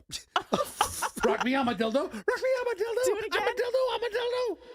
I'm a dildo. I'm a dildo. All right, hang on. Here we go. You got to really pronunciate that word. Rock me, armadillo. Ooh, rock me, armadillo. Armadillo, armadillo. See it? Armadillo. I'm a dildo. See? I'm a dildo. I'm a dildo. Let's get Mandy back on the phone. I know what to get her for Christmas now. Right. Hey, Andrew's laughing. If we can get Andrew to laugh, then it's got to be funny. Hey, play it on the best of on Friday, Andrew. You won't feel so bad about being here. Trying to think of a song. I mean, Armadillo, Amadeus. Amadeus. Who did that? Fester for $50. Who sang "Rock Me, Amadeus"? A one-hit wonder band. Yeah, but what's the name of the one-hit wonder band? The Herpy Lickers. I have no idea. Come on, I don't know. Dude, Falco. Okay, whatevs. Dun, dun. Ooh, rock me, Amadeus. Speaking of animals. I would have thought this was phony AI, but then I saw a story from an actual TV station in North Carolina. This picture is nuts. Have you seen this? I'm going to hold this up to MJTV. Dude. Yeah, dude is right. All right, I'm holding this up to MJTV so folks can see the smashed-in windshield. And I was like, come on, this AI crap. But then I see a story from WYFF Channel 4 in North Carolina. A cat crashed through the windshield of a car in North Carolina after an eagle dropped it from the sky. It happened on Highway 74 in Swain County at about 8:15 a.m. Wednesday. So the driver of the vehicle was not injured. They're working to learn about the cat's condition. That's the last thing the story says. But this windshield is smashed. It is like somebody took an axe and bashed in the windshield. Is that a Tesla? It looks like a Tesla. Is it a Model 3 or a Model Y? It looks like it might be a 3. It looks like a Tesla. The whole right passenger side of the windshield is bashed in. It's splintered. There's a gaping freaking hole, like a 2.5-foot hole. And the story is that an eagle dropped a cat. Now, listen, I know that these birds of prey, that they can grab small animals. And I know that there are warnings to, like, small pet owners, those little, little like chihuahuas, little tiny dogs, the little micey dogs. Yeah. It's like, be careful because some of these birds of prey can, like, swoop down and grab your dog. So it sounds like an eagle, I'm sure it was an American bald eagle, grabbed a cat from somewhere in its talons, was flying, and then dropped the cat over Highway 74 in Swain County, North Carolina, and dropped the freaking cat through the windshield of this car. And the windshield's all bashed in. But we do not, and I'm looking at a picture from the North Carolina Highway Patrol that was provided. You want to hear the 911 call? You have it? I think so. Yeah. Oh, here we go. All right, go ahead, roll it. 3, 2, 1. Go. Swain County 911, what's the address of your emergency? I'm not really sure the address. I'm on the side of the highway. All right, and what's going on? Okay, you may not believe me, but I just had a bald eagle drop a cat through my windshield. And it absolutely shattered my windshield. Okay. My God. I do believe you, honestly. Okay, I had a witness. He's like, that is the craziest thing I've ever seen. I'm like, really? What's the status of the cat? Goodness. Let's see. How's Mr. Whiskers? Crazier. Well, that's terrifying. Yeah. I've got you at what we call, does it look like there's a coffee? Let's see, where are you at? Oh, my God. Is that it, Fester? I guess so. It just sounds like a bunch of hillbilly girls talking now. All right. But she eventually tracks her down, but a cat right through the windshield. Yeah, Michelle has an update on the cat. They said it was dead. I guess the 911 operator asked what the I'll play it more. All right, go ahead. Yeah, in Old Texaco. Yeah, it's right in front of me. You're okay. All right, we're going to let Highway Patrol know, okay, so they can come out there and do a report. Okay. Okay, thank you so much. I appreciate it. And another question, is the cat still alive? No, it is not, but it's on the side of the road. Okay, well, I have to ask just to make sure. Okay, thank you. You're welcome. Bye. All right, bye. This is Pod 5. Oh, my God. That is awful. That's crazy. Like she even says. It's terrible. There's a call on hold saying, don't touch an armadillo. Hey, Andrew, can you tell the call to hold on? I think that's generally I don't think that's breaking news. I think that's a good rule to operate by. But when it's in your house, you have to get rid of it somehow. Yeah, the call screener went off again. We got a list of things we got to fix. But all in all, the new studio is working very, very well. I got a break, though. This brings to a close over an hour and 20 minutes of nonstop MJ. 8:55 at the MJ Morning Show. The 9 o'clock hour is next. So we've got a loaded 9 o'clock hour here on a Friday, and it begins in minutes here on Q105, 104.7 FM. 000.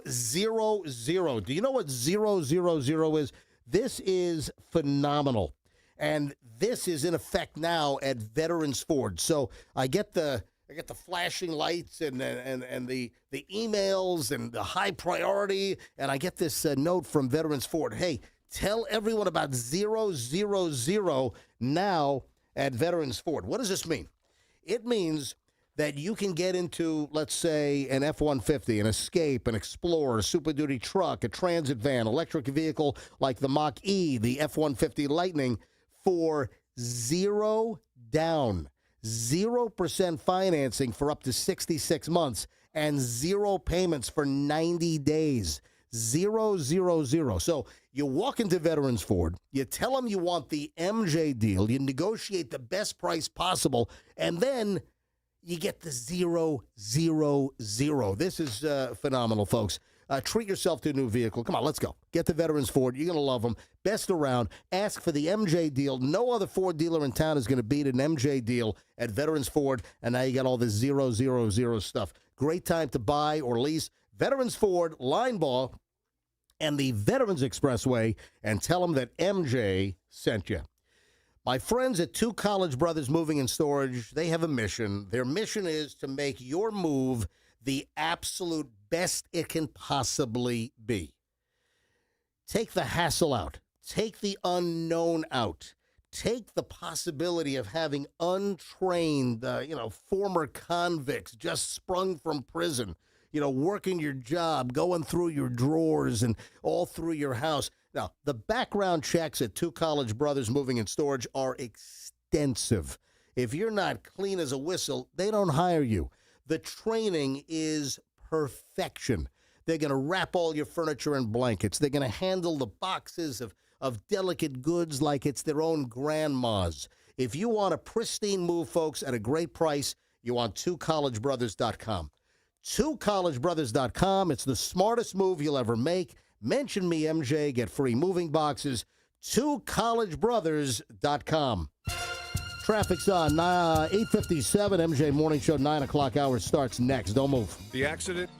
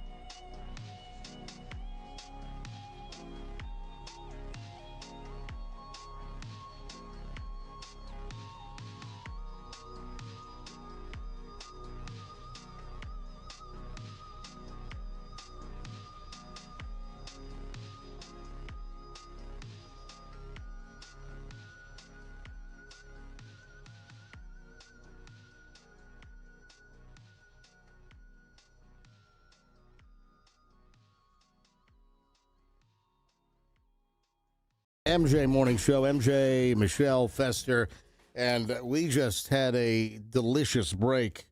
We'll fill you in just a second here. We just had some good stuff. We just had some barbecue, and we'll chat about that in just a bit. We've got a guy that's been hitting us up for, I don't know, a couple of months. Hey, I want to bring my barbecue by. So we've got a great story. We'll get to that in just a matter of moments. All right, Michelle, you have an update on the armadillo situation. We had a call. A call was on hold, but I think they hung up, and they were like, tell them, do not touch the armadillo. So your sister's common law apparently knew that armadillos carry leprosy, but Yes. they let he let his son and your sister's stepson or whatever touch the armadillo. Brian said he knew armadillos carry leprosy, and that's why he had Liam wash his hands Hey, immediately. 14-year-old son, touch the armadillo. We know they carry leprosy. And also, Why don't you lick the armadillo? Dude, that's the ways of the medieval people, dude. Something would happen, you have to figure out which kid you can do without. And also why they said, Liam, we can't keep it as a pet. Because I think this child would keep every little, creature that ran into the house. Ooh, lick me, armadillo. Ooh, lick me, armadillo. Ooh, lick me, armadillo. Leprosy, leprosy, leprosy, leprosy, armadillo, armadillo, armadillo, armadillo. I got something there. I got to take you guys out of reverb. I got to figure out how to take you guys out of that thing. All right, so that's the update that he washed his hands, so he's not going to get leprosy now. Is that the story? Hopefully. Okay. Good luck with that. Man, I got such a pile we got to get to here. What time is it? 9:05. We got a busy hour. So I have this item, one of these Dear Abby things, and you know what my feeling is on these, Dear Abby like columns these days. I don't think that anyone's really writing in anymore. I mean, I'm thinking they have a staff that just makes up stories. I feel like they meant something at one time, but not anymore. So listen to this one. I'm calling BS on this, but anyway, I think it's an interesting story. My husband of 4.5 years had an old girlfriend that he was on and off with for 15 years. She passed away while he was in prison. We got married 3 months after he was released. The thing is, when he sleeps, almost every night, he says her name and how much he loves her. He doesn't know he's doing it. He's doing it in his sleep. It seems to upset him that I'm upset. He doesn't want to hurt me. What can I do to deal with it or get him to stop doing it? Oh, my God, that's a dilemma. Right. Like Dear Abby is going to know what to tell your alleged husband that's sleep dreaming and calling out the name. Yeah, Dear Abby's a sleep expert. What's the writer's name? Dreads in the Bed in Colorado is who wrote the letter. So No. Dear Abby's got to be like Dear Dreads. Dear Dreads. Exactly. Set your husband up on a parole violation and get his ass back in the slammer. Your husband was on and off with his late girlfriend much longer than he was married to you. Old habits die hard. If he wakes you when this happens, don't hesitate to gently wake him. If he asks why you did it, explain that he was again calling out the name of that bitch. No, it doesn't say that. Then try to remember that she is history and you are the one right next to him. Oh, you know what? Such a soothing, thoughtful response. And, Dear Abby really has all the freaking answers. She really does. I don't believe this. Again, I don't. Who's writing? How do you write Dear Abby? You look at the column these days when it pops up online, it's like, come on. Dear Abby is written by Abigail Van Buren, also known as Jean Phillips, was founded by her mother. Contact Dear Abby at, dearabby.com, or you can send a letter to some P.O. box in Los Angeles. Listen, they got a staff that's just making up these stories. You know what? I'd be a great Dear Abby story maker-upper.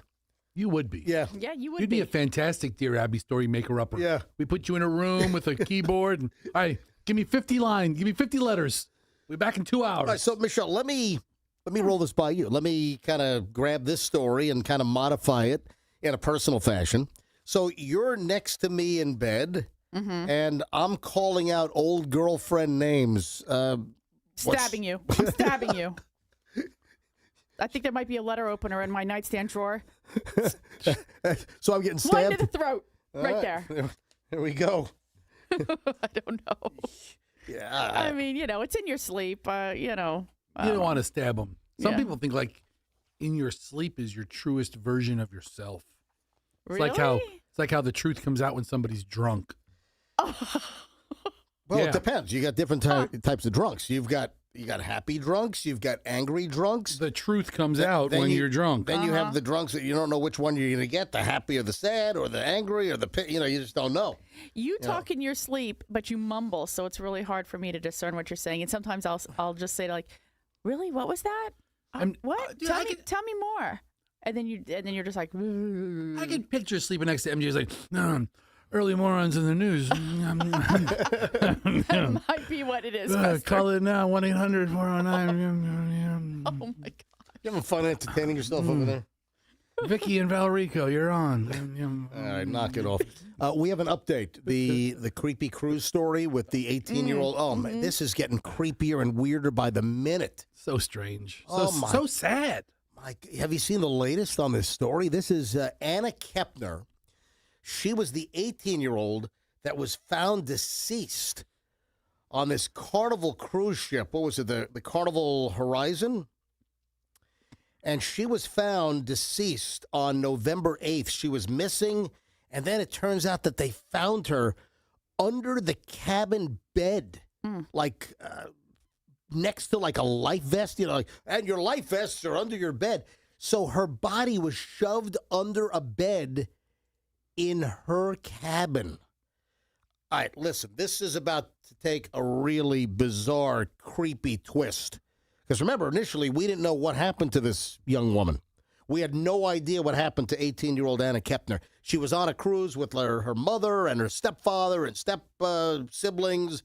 And then next thing they can't find her. Then they find her deceased. 2 items here. Anna Kepner's stepbrother. Now, we found out, a couple of days ago, that the stepbrother, a 16-year-old, is the suspect in her death. Listen to this headline. Anna Kepner's stepbrother was obsessed with the slain cheerleader and once committed a creepy act while she was sleeping, according to a report. Anna Kepner's younger stepbrother, a suspect in her killing, had a creepy obsession with the Florida cheerleader, was once caught climbing on top of her while she slept, according to the father of the slain 18-year-old's ex-boyfriend. Now, Kepner's 16-year-old stepbrother was obsessed with her and relentlessly pursued her despite their newly blended family. Yeah, this came up in an interview on Inside Edition, the TV show formerly hosted by Deborah Norville. Oh, man. But she retired last year. She was scared of him because he always carried around a big knife. That is nuts. And we still have no cause of death. Yeah, I haven't heard what that was, whether it was, strangulation or, Right. What did he do? Why would they let them room together if that was the situation? I don't understand. Because didn't the earlier reports say that they were staying in that same cabin together, right? Hang on. There's another little twist here. Okay. So Weston, that was the father, said his son Joshua, who dated, Weston, this is... was Weston the boyfriend? No, Weston... Is the father who is like somewhere else in the United States, right? The Right. father of the suspected stepson. Yeah, Stephen Weston is part of the blended family. Stephen Weston is the father of Kepner's boyfriend. Right. So the kid, Okay, the gotcha. boyfriend isn't All right. speaking. His father is speaking on behalf of his son. There we go. Who's the boyfriend? He's not a family member. Thank you for clarifying. Thank you. All right. So the FBI is not questioning the stepbrother, obviously, after the body was reportedly found stuffed under her bed, covered with life vests inside her cabin. This was supposed to be a fun 6-day cruise on the Carnival Horizon with her father, her stepmother, 14-year-old brother, 16-year-old stepbrother, and now the 16-year-old stepbrother is a suspect. Now, here's the other little twist, that Anna Kepner's brother unknowingly slept feet away from her dead body in the cabin. So the younger brother of Anna unknowingly slept feet away from his dead sister. After the boy noticed that she wasn't in their crew's cabin, she assumed that he assumed that she had gotten up to spend time with the parents. So it doesn't appear the 16-year-old was in the cabin with her. It looks like her 14-year-old younger brother was rooming with her. The 16-year-old was in a different cabin, but something happened in that cabin, it seems, with the 16-year-old, and then he shoved the body underneath the cabin bed on the Carnival cruise ship. I mean, that is some devious, hiding or trying to conceal. I mean, how long do you think you're going to get away with that? I know. Wow. I'm I just don't even know what to say. But it's such a sad situation. And then the 14-year-old was, right in the room, and where's Sis? And Sis is dead underneath the bed. I mean, this is just the weirdest, creepiest story. This has taken such a nut job twist and turn. Initially, 18-year-old, seemingly healthy. What happened? Drug overdose, some type of congenital, defect. I mean, what was it? No, now 16-year-old stepbrother from hell apparently, killed her. Super creep, right? Just absolute insanity. All right, Fester, you got to introduce our special guest here. All right, so I get a message from MJ. Oh, yeah. Oh, this guy's been stalking me for 2 months now. Yeah, you got a message from MJ, and he gives it to me 2 months. I gave it to you 2 months ago. Yeah. And he says, he goes, hey, listen, Fester, I need you to call this guy and set him up for food, right? So I said, okay, I'll get on it right away. And I take the email that MJ sent me, and I threw it away. Essentially just... What are you doing? Just threw it away. And then MJ sends me another message. He goes, hey, I asked you to call this guy. What's the follow-up? And I lied. I was like, I left him a message. He didn't get back to me. So eventually I sent him a text. I got a hold of him.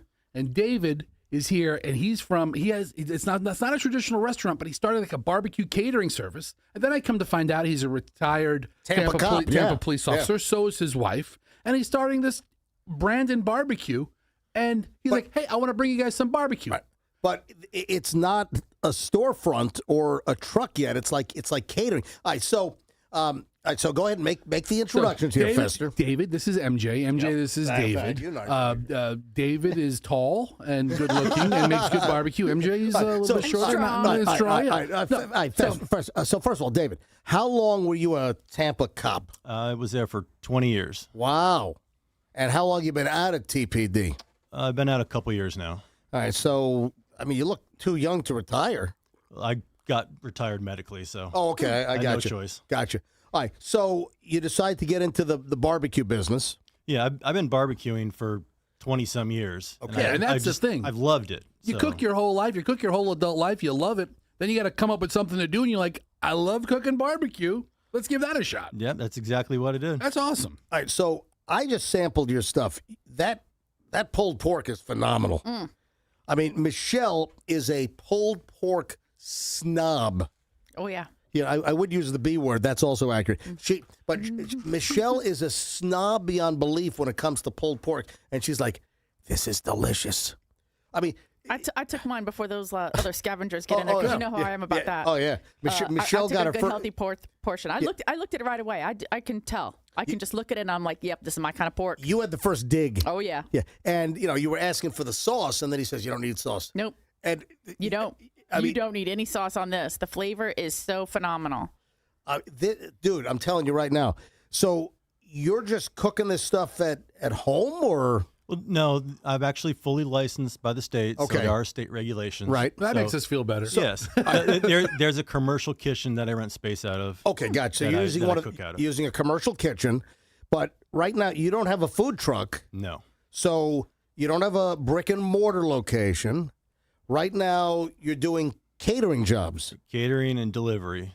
Just so if you have like a party or a weekend get together or an office function, football party, anything like that. Dude, if I can help out a former 20-year Tampa cop that's launching a barbecue business and stuff that's this good, listen, sign me up. Yeah, you can help him out by having him cater at your house.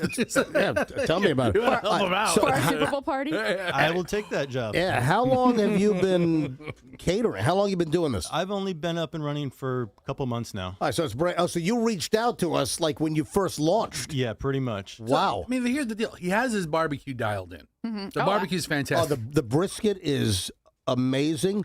His how many beans are in that baked bean? About 3 with some other stuff in there. Yeah, the baked beans are insanely good. So he has the product dialed in. Now it's a matter of getting the word out. Getting a little marketing, getting Now, some business. Have you done any catering jobs already? I've done a handful, yeah. There's been a couple small ones, a couple slightly larger ones. Would you like to go to a food truck first, or would you like to go right to a brick and mortar?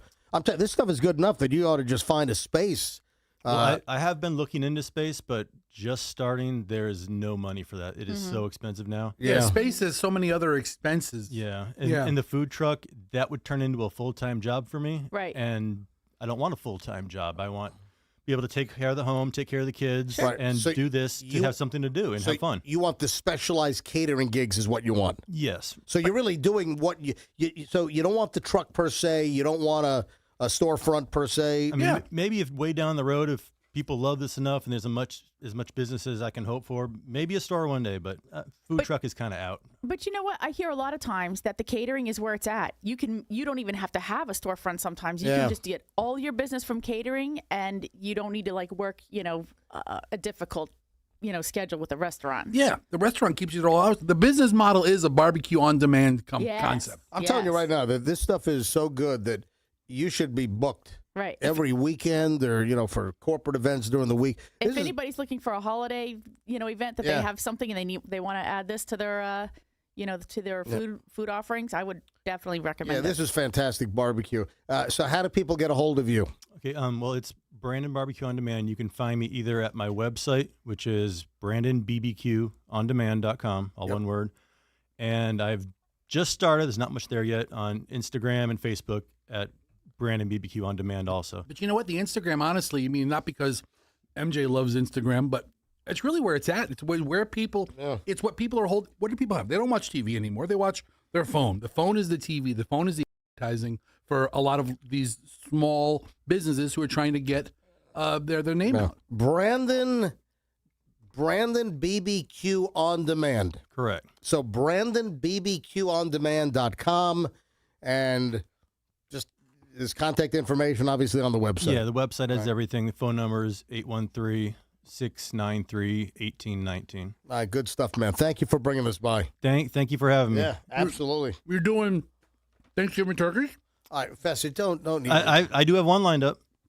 Oh, look at that. Yeah.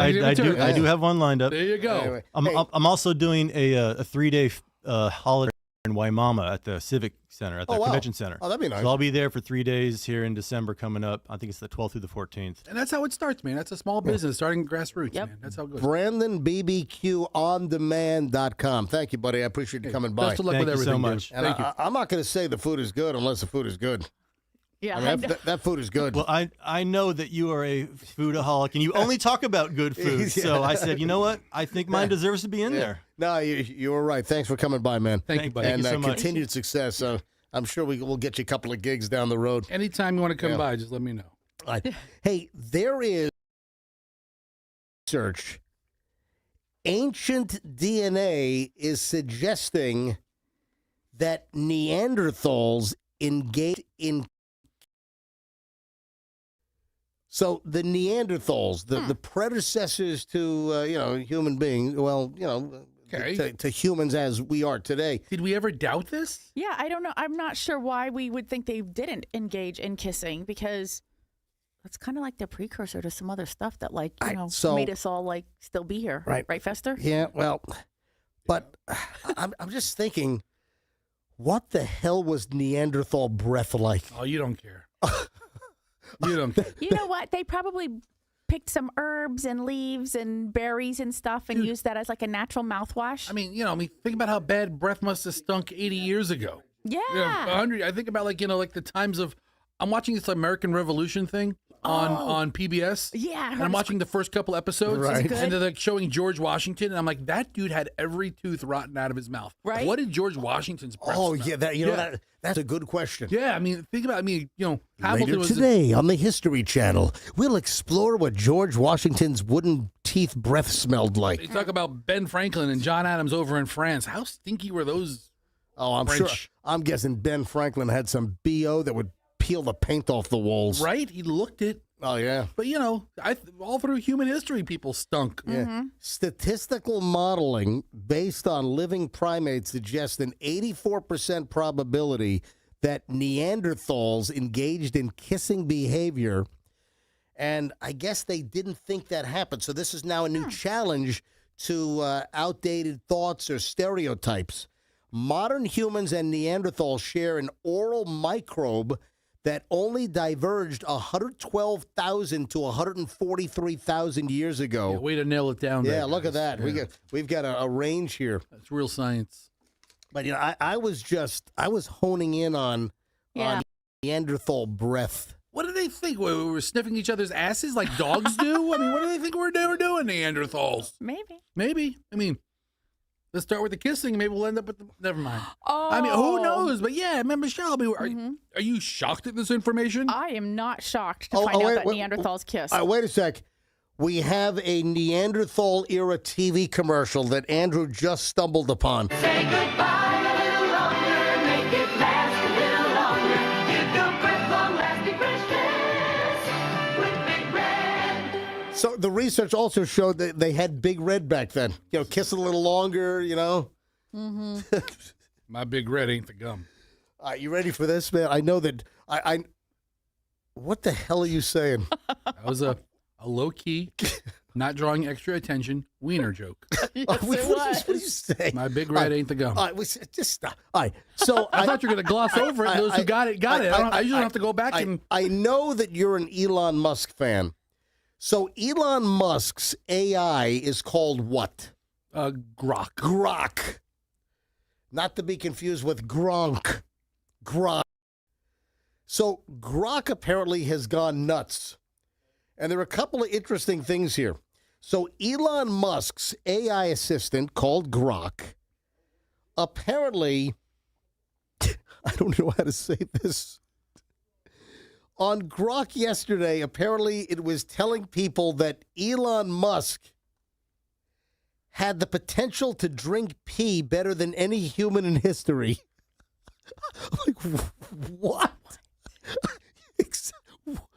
What? I think with some training, we all have the potential to drink pee better than anybody in human history. And then there's another thing that it was spitting out that I can't even say on the air. The next, I can't even say this. Okay, if you can say drinking pee and you're not saying the other one, I don't even know what it is. Can you spell it? All right. All I can say is that Grok also said that Musk was the ultimate throat goat. That's all I can say. That's I can't go any further. Huh. What the heck? Now, there has also been a story, a rumor that Grok was programmed so it only spits out good things about Elon Musk. If I come out with an AI service, I'm probably doing the same thing. So the AI assistant praised Musk's physique, claimed that he ranked among the top 10 minds in history, rivaling the likes of Da Vinci, Isaac Newton.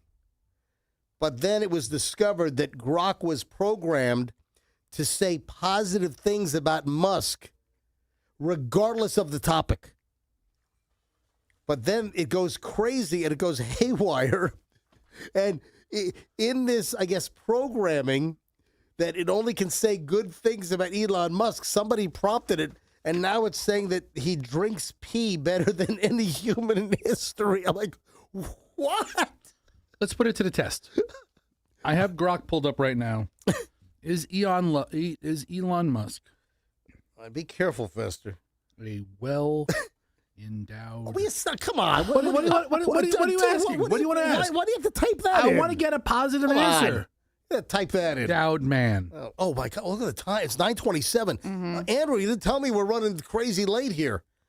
I got to get a bigger clock in There here. is no credible or publicly verified information about Elon Musk's penis size. Well, dude, stop. No ex-partner has gone on the record with specifics. No leaked photos have ever surfaced. And he's got like 14 or 16 kids, so there's plenty of experience there, apparently. Oh, my God. See, it seems like a pretty fair response from Grok. Yeah. Grok. Just spitting out stuff about Elon Musk. All right, 9:28 at the MJ Morning Show. All right, I'm running late. I'm running crazy late. Usually Andrew's all over my butt. I don't know what happened here. Like a Neanderthal. All right, final chunk of the MJ Morning Show is next. I got celebrity stuff I've got to get. I've got some big name celebrity stuff on the way. Just there's a ton of stuff I do not want to leave on the table going into the holiday week. So we'll get to it all next here on the MJ Morning Show on Q105, 104.7 FM. Hey, this weekend will be a great weekend to go check out some Genesis cars, SUVs, over to Genesis of Tampa. I had a great time yesterday. I met up with Michael Murphy. He is the owner of the Murphy Auto Group, and they own Miracle Toyota out in Haines City. They've just opened up Genesis of Tampa over at 275 in Bears. Technically, it's Bearson, Nebraska, right down the road. But, that's the geographic location. They have opened up the brand new Tampa Genesis dealer. There is no longer a barren area for Genesis in Tampa and Hillsborough County. Before, you'd have to go to different, counties to go check out a Genesis. And I'll tell you right now, Genesis has a remarkable following. People that buy or lease, they keep going back because they love the vehicles. Why do they look so good? I'll tell you why. Why is the design of the Genesis so great? Well, they stole a bunch of the design team from Bentley. The hoity-toity high brand, the Bentley. That's why they look so good, right? Safety, all the luxuries. I mean, really nice vehicles. So when you're looking to lease or buy a new Genesis, go to Genesis of Tampa.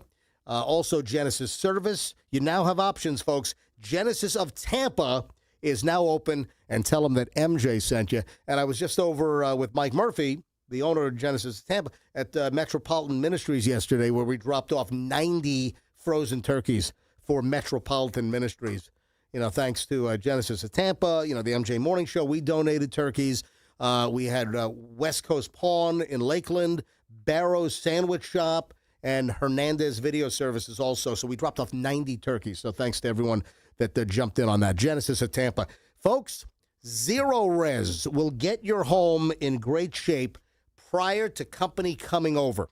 Prior to the holidays, you want to call Zero Res and get your house in good-looking shape. The last thing you want is embarrassing, filthy, dirty, stained carpet. Zero Res is going to quell that problem. They're going to remedy the issue. First of all, when it comes to carpet cleaning, you want Zero Res because they have the best process. They use ZR water. It is an electrolyzed water that gets your carpets cleaner. They stay cleaner longer. The other companies use the chemicals, the soaps, the shampoos. That leaves a residue, and the residue attracts dirt faster. It doesn't make any sense. That's why you want Zero Res. And right now, you can get a whole hallway clean for just $1. As long as you get 3 rooms minimum clean, $45 a room, great price, $45 per room, they will clean an entire hallway for only $1.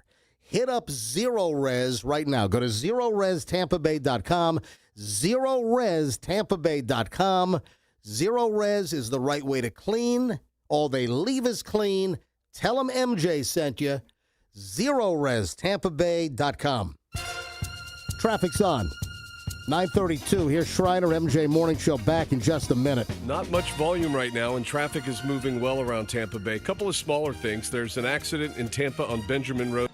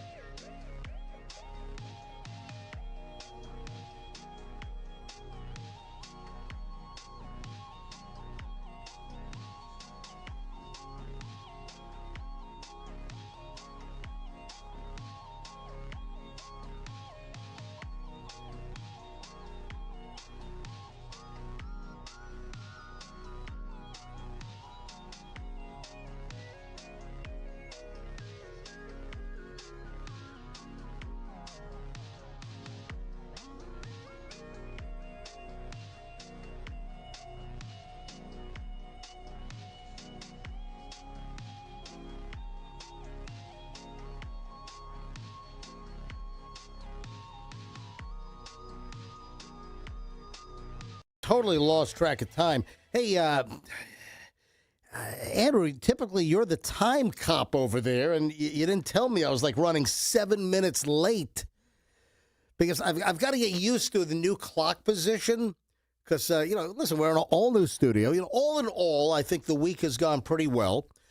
Do I feel 100% comfortable? No. See, I'm still like, I have to think about the buttons, so all the muscle memory is not quite there yet. So if I've sounded a little distracted this week, or if I'm not like moving as quickly as I usually do, I'm still trying to learn, all of the new buttons and switches, and the phone issue, and the technical, and my headphone sound. So it'll take a couple of weeks to I think get really acclimated. Whereas I feel 100% tuned in to the creative and the technical aspect of the show. But listen, all in all, I think it's been a decent week. And I'm very happy with the studio. I mean, it just feels good. I mean, the old studio was just depressing. And now, granted, we cranked out a really good radio product in there. Yeah, but it was like we worked in a gulag. You know what? That might be too nice of a description. I didn't appreciate how awful that studio was until we were out of it. It's like broadcasting from Gaza, just terrible place. Just all right. Michelle's still shoving this barbecue down her throat. It is so tasty. Yeah, I don't want to eat it on the air because then I'll, I don't like to eat like that. Yeah, I have no problem with that. I see that. You guys are just chowing down while you're talking on the microphone, and I'm like, I can't do that. You know what the secret is? The secret is to jam it all to one side so you can still talk. See, I have a whole mouth of food in right now. It's like is that what the secret is? It's Jam like it all to one. well, you store the food in the side like a chipmunk. No. Is that what the secret is, Fester? Jam it to the one side of the mouth. One side of the mouth, all the time. 9:39. And throw it to the back of my throat every time. 9:39 at the MJ Morning Show. Talking about food here, by the way. All right, absolutely. All right, so I saw this story yesterday, and I didn't get around to it, but it's kind of nibbling at me. Where did this come from? Tampa traffic tops the list of cities with the worst holiday traffic? I don't buy that. Yeah, I mean, where does this crap come from? Give me a break. There are many other. Now, granted, in the last, let's say, 10 years, or even since COVID, Tampa traffic has absolutely increased. There's no doubt about it. There are, tie-ups and snarls, and there's just a whole lot more traffic than there had been. And perpetual construction. Yeah. Listen, the area's growing. There's no doubt about it. But a new report names Tampa as the worst spot in the country for holiday traffic. What are they, on crack? There are clearly worse places like Atlanta, like the Washington, D.C. metropolitan area, New York. Yeah, Los Angeles. I mean, come on. I mean, there's so many other cities I think of. Tampa has dense traffic. We're a big city, but it's not ridiculously awful traffic. Some clown show operation called Consumer Affairs. Who the hell's that? I never heard of them. I never heard of them. I mean, I've heard of Consumer Reports, but I've never heard of Consumer Affairs. They've analyzed the 50 most populated areas in the United States, and then they took those population centers, and then they compared them with 4 different metrics: hours of congestion during the holidays, miles traveled during the holidays, fatal crashes on clear days, and fatal crashes in bad weather. And the report showed that Tampa had the highest jump in congestion during the holidays, leaving drivers stuck in about 4 hours and 24 minutes of heavy traffic daily. Where the hell are you spending 4 hours and 24 minutes in traffic daily in the Tampa Bay area? I mean, it's one thing if you're driving like from Newport Richie to Riverview. This is in rush hour. Dude, 4 hours and 24 minutes. That is a load. Now, even when things are all jacked up on 275 going through downtown, or if you're on I-4 heading to the 275 interchange, or you're on the Howard Franklin Bridge at 5:30 in the afternoon, coming across from the St. Pete side, heading to the Tampa side, and all the congestion that'll come on. There is no way that this is just erroneous garbage. People in Tampa spending 4 hours and 24 minutes daily in heavy traffic. Get out of here. I thought you were going to say a week. When you said 4 hours, I thought he's going to say a week, and then you said daily. I'm like, okay, hold on, this ain't right. It showed that traffic congestion in Tampa worsened by 36%, the second largest increase in the country. So during November and December, they said that Tampa drivers log about 28 miles a day. All right, I'll go with that. That sounds right. I think that's fair. I think the distance is about right. But what's not right is the amount of time. Whether it's regular or holiday traffic, there's no one spending 4 hours and 24 minutes a day in traffic. I don't care what time of the year it is. I mean, you have 12 overturned gasoline tanker trucks on fire, and you're still not sitting in traffic for 4 hours and 24 minutes. I don't know. 12 tankers is a lot. And then let's add to it an overturned truck filled with pigs. They're running all over the road. Oh, stop. Oh, then they can run into the gasoline fire. We have a great barbecue. Nice little barbecue setup right there. Might rival maybe Brandon BBQ on demand. That's how we got the idea. That's how we got the idea, sitting in the traffic jam. I'm calling BS on this. All right. Also, speaking of traffic and cars and that kind of stuff, did you see that Waymo, the self-driving Waymos? Yeah. Waymo is going to start testing in the Tampa Bay area. The cities that have it, it's an evolutionary process. I mean, it's coming along with it. They seem to be pretty successful. I saw Waymos are now approved for interstate travel in some areas. Yeah, let me tell you right now, I'm not getting in a Waymo. I would rather take my chances with my Uber driver having a diabetic shock attack and passing out at the wheel. Yeah. Or, really? Yeah, I'd rather take my chances with a human. I'd rather take my chances that my Uber driver just did methamphetamine just half an hour prior to picking me up. I'd rather than getting in a self-driving car. I'm not doing it. Your chances of that are actually pretty high. So Waymo is planning on rolling out a fleet of the self-driving vehicles here in the Tampa Bay area. Yeah, they announced an expansion. So it's also app-based like Uber or Lyft. Yeah.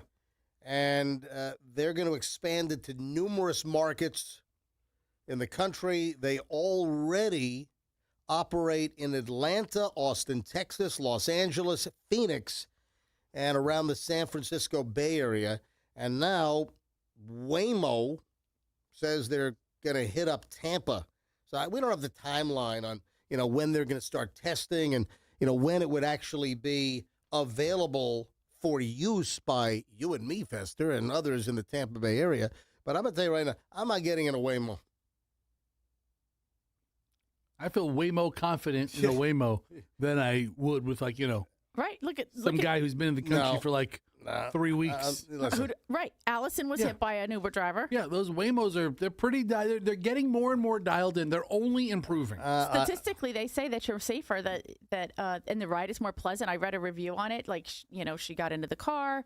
It took her exactly where she wanted to go. There were no issues. Dude, I mean, remember, there was people I'll never fly in a plane.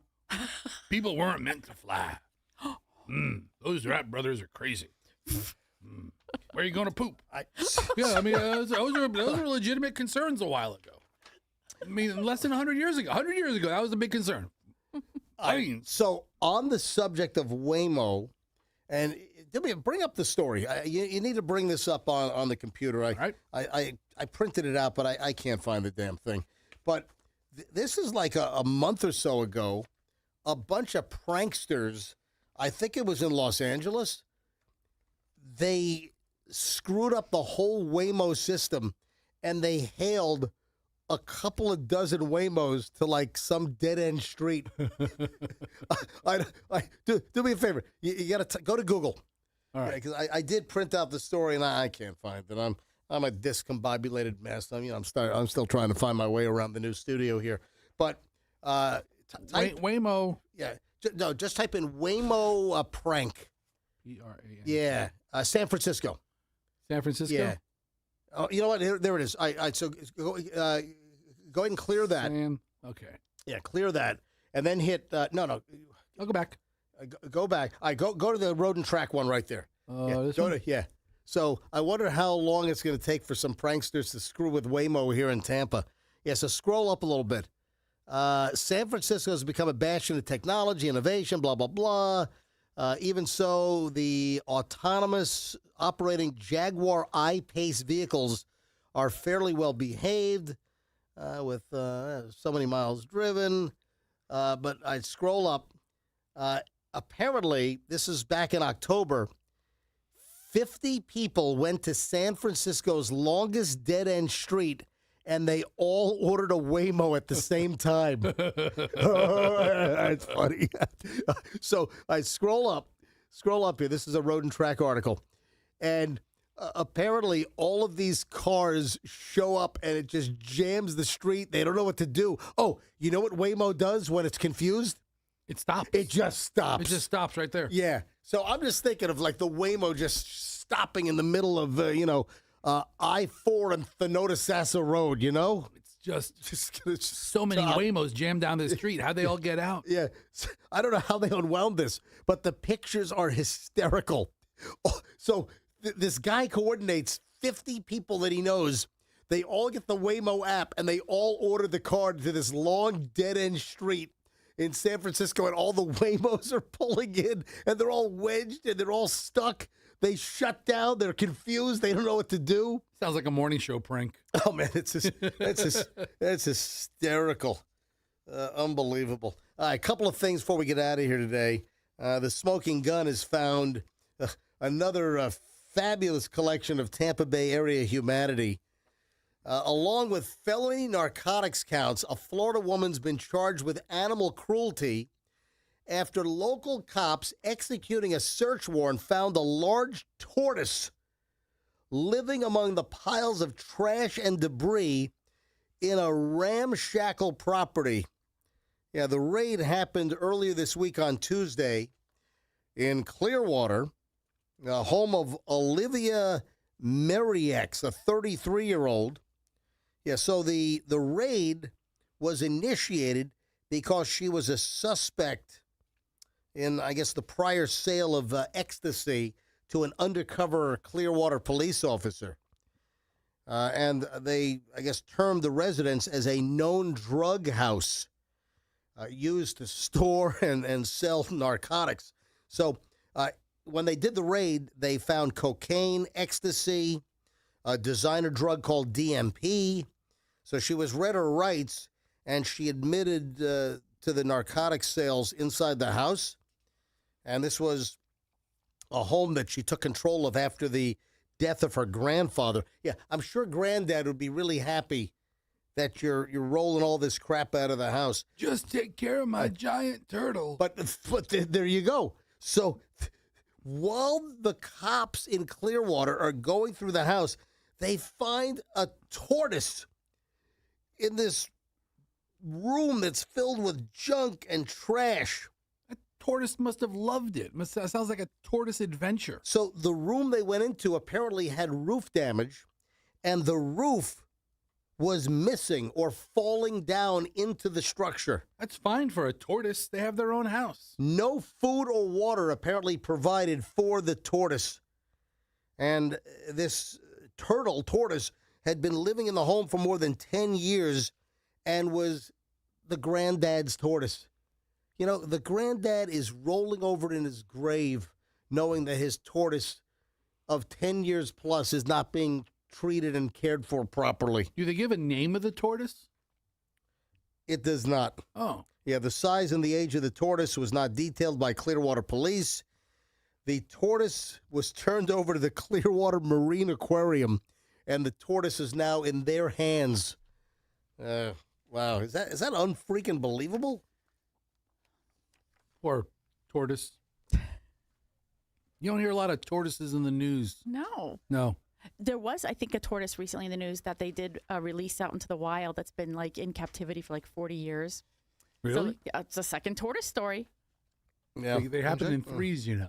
They what? They happen in threes. What, tortoise stories happen in threes? Yeah, Michelle has one, this one. All right. Yeah, There'll be another one next week. Yes, Andrew. Yeah, the turtles, I don't think they were tortoises, but the turtles that Sylvester Stallone had in the original Rocky movie, he still has today.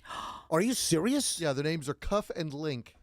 The turtles that Rocky and Rocky 1 that he had as pets in that, they're still alive? Yes.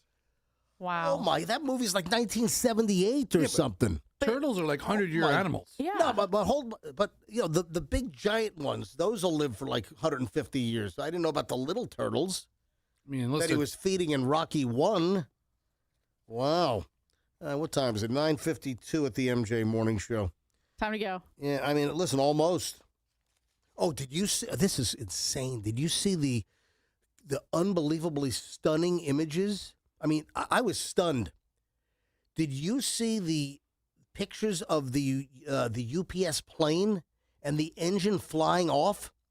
So clearly, new video was released by the NTSB. This was the UPS crash at their Worldport, where UPS has their major hub in Louisville, Kentucky, and the airport clearly has all kinds of video and surveillance. And they released still photos of the plane rotating or just beginning to take off, and the left engine breaks from its mount. It's on fire. It's in flames. The engine is hurled over the top of the airplane and hits the ground. Remember, that engine was found on the side of the runway. And then the plane, didn't make it much further and then crashed into a rooftop and into a couple of businesses. 11 people killed on the ground. You had 3 pilots that were killed on this big UPS MD-11, a DC-10 derivative. And the images are unbelievable. And then they also found the broken engine mount parts. So it looks like it's going to be a metal fatigue issue where the mounts failed, the engine broke off the airplane. And it looks like they've kind of solved this and kind of figured it out already. Metal fatigue. What a crazy story. But the images yesterday were just absolute insanity. With that, I think we're going to call it a day. The first partial week of broadcasting. Yeah. In We the gotta do brand some new. shout-outs. Yeah. Say it again. Got to do some shout outs. All right, shout out. Go Shout ahead. out. Go, Michelle. Shout out. Hello to Chloe in Connecticut. Your kid? We're shouting out your kid? Was she watching? She was watching. I thought closing the week with Michelle's shout-outs was like a new feature. And we're just saying, what's up to Chloe? It can be. Hey, Chloe. Thanks to Max and Chris, the engineers, Yes. for getting this thing off and running. Listen, there's still some growing pains and some bugs to work out, but all in all, it's great to be in the new studio, and thanks to the engineers for finally getting this thing online for us. We got to roll. Have a fabulous Thanksgiving. Follow my social media, Certified MJ Radio. I'm sure I'll have stuff during the holidays. Certified MJ Radio. Have a safe Thanksgiving. MJ Morning Show on Q105, 104.7 FM. Great best of next week. So it's going to be all A-list material next week here on the MJ Morning Show on Q105. And let's be careful out there.